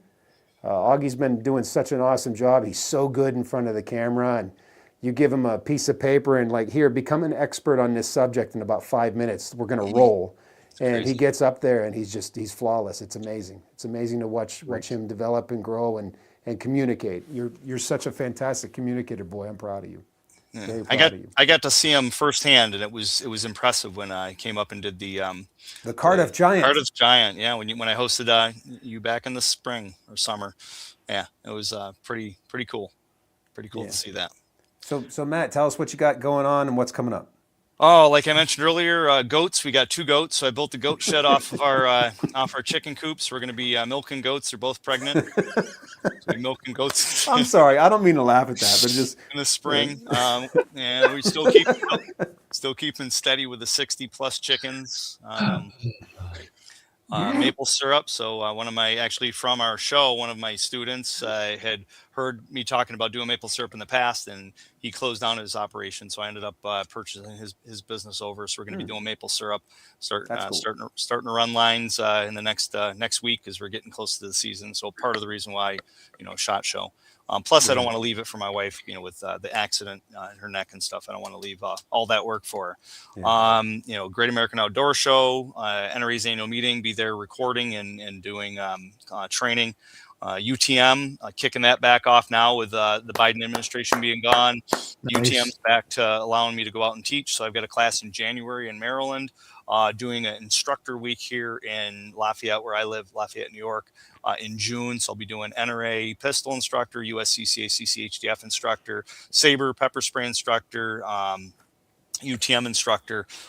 So I think those are all the instructor class, basically a whole academy week for that. And I got people from all over the country actually signing up to come in to do that. It's better use of my time. Saber in January in Maryland, along with the UTM. February, I'm going to be doing one in Elmsford down by New York City here. And then June during the instructor portion, but also sometime in the spring, Saber's tasked me to go out and train all 200+ of their employees, both in St. Louis and in Chicago, on their product, actually. So I'll be doing the end user class with all 200+ of their employees. They asked me if I'd come out and train all their employees, which is a huge honor. So a few things going on. Yeah, it's a great company, man. And I don't mean to laugh about the goats, but I will ask this while we're still on the goat subject. You're gonna laugh about this. Well, well, I'm not going to get into that. That I will not touch. But Little teats. Ironically, it's the same way he gets the maple syrup. Augie's out of here. Augie's Oh, like, Augie jumped off. He can't take this anymore. He's like, yeah. All right, well. He's. What Yeah, were I you don't gonna say, Clint? Yeah. I was going to say, do goats actually eat tin cans and like eat They everything? eat everything, man. They are like little kids. They'll freaking Literally kids. yeah, Yeah, literally that's- yeah, kids. yeah. They are so freaking mischievous. It's like, yeah, it's a lot more than a dog. They're like dogs. You pet them, their tail wags. It's so cute, and they're bigger than dogs. So like you try, like they like mini jackasses, like mini, donkeys. Could you ride a goat? I'm sure, like, I don't know if I'd try, it might hurt them, but I think like a small kid could or something like that. See, when I became a Mason, they told me that I would have to ride a goat. That was like, and everyone went, ooh, and they laugh about it. But there was no goat. There was no goat. that We I actually have 5 guests in our lodge over the past couple of days, and they just keep asking, "Hey, can we go look at the goats? Can we go? We want to pet the goats." So it's working out. It's good. We haven't even put it up on our listing yet to get people to want to book it because we have goats. But that's, Yeah, but if pet the goat as one of the services might be seen as a euphemism, you may get a different level of clientele. it's like the casting couch thing, or somebody gets to Yeah. think that they get to like take a Yeah, goat it's like, home. yeah, all of a sudden you'll get like all these people booking, like, what happened? And it's like they include petting the goat. Like, Yeah, or lay with the goat. I think that might be Petting the better. goat. Can I lay with the goat? You got a couch. Right. It's couch he's for the gonna goat. he's gonna be like, we have goats for petting and a 4-bedroom place you can rent. Are the goats in the lodge? Because I don't know if I really want to, have a goat in there yeah, with me. yeah, Matt's not going at all with the conversation we're talking about. I'm gonna go through the same Frank did. Yeah. Thanks, Frank. Merry Christmas, buddy. So with that said, man, this has been a wonderful night, and I got to say, Mike, the fact that you're on here is fortuitous because what I'm going to say applies to you too. I really, really treasure your friendship, all three of you, and it's great to hang out with you, and I hope we get to do more of this in the new year. And I wish you all a fantastic Merry Christmas with your family and a great new year. And please don't hesitate to reach out to me if I can be of any service. Likewise, Wonderful, brother. thanks, Mike. I'm so glad you forced your way onto us, Mike. This was great. I thought I got the link wrong. Matt gave me a time. I couldn't find it. I didn't know what was going on. So It wasn't originally he's what like, "Can time I?" zone it It was. was like, "What? 7:00, right?" I'm like, "Wait, did I send him the link? I'm confused. Like I got so many people, and then I was like, "No, it's." He's like, I got the invite yesterday, and I'm like, yeah, I'm in. And then I was just like, then it just didn't show up. I'm like, I don't know what's going on. And so, It's good. It's good. It's good stuff. always good to see you guys, man. I really enjoy hanging out with this. We really are full of people, a lot of great people in our community. Yeah, we This is thank awesome. everyone that tuned in and sent in their well wishes and all the different texts they put on there. And we wish all of you a Merry Christmas and/or Happy Holidays. Absolutely. Happy New Year coming up. Absolutely. Yeah, I'm pushing it.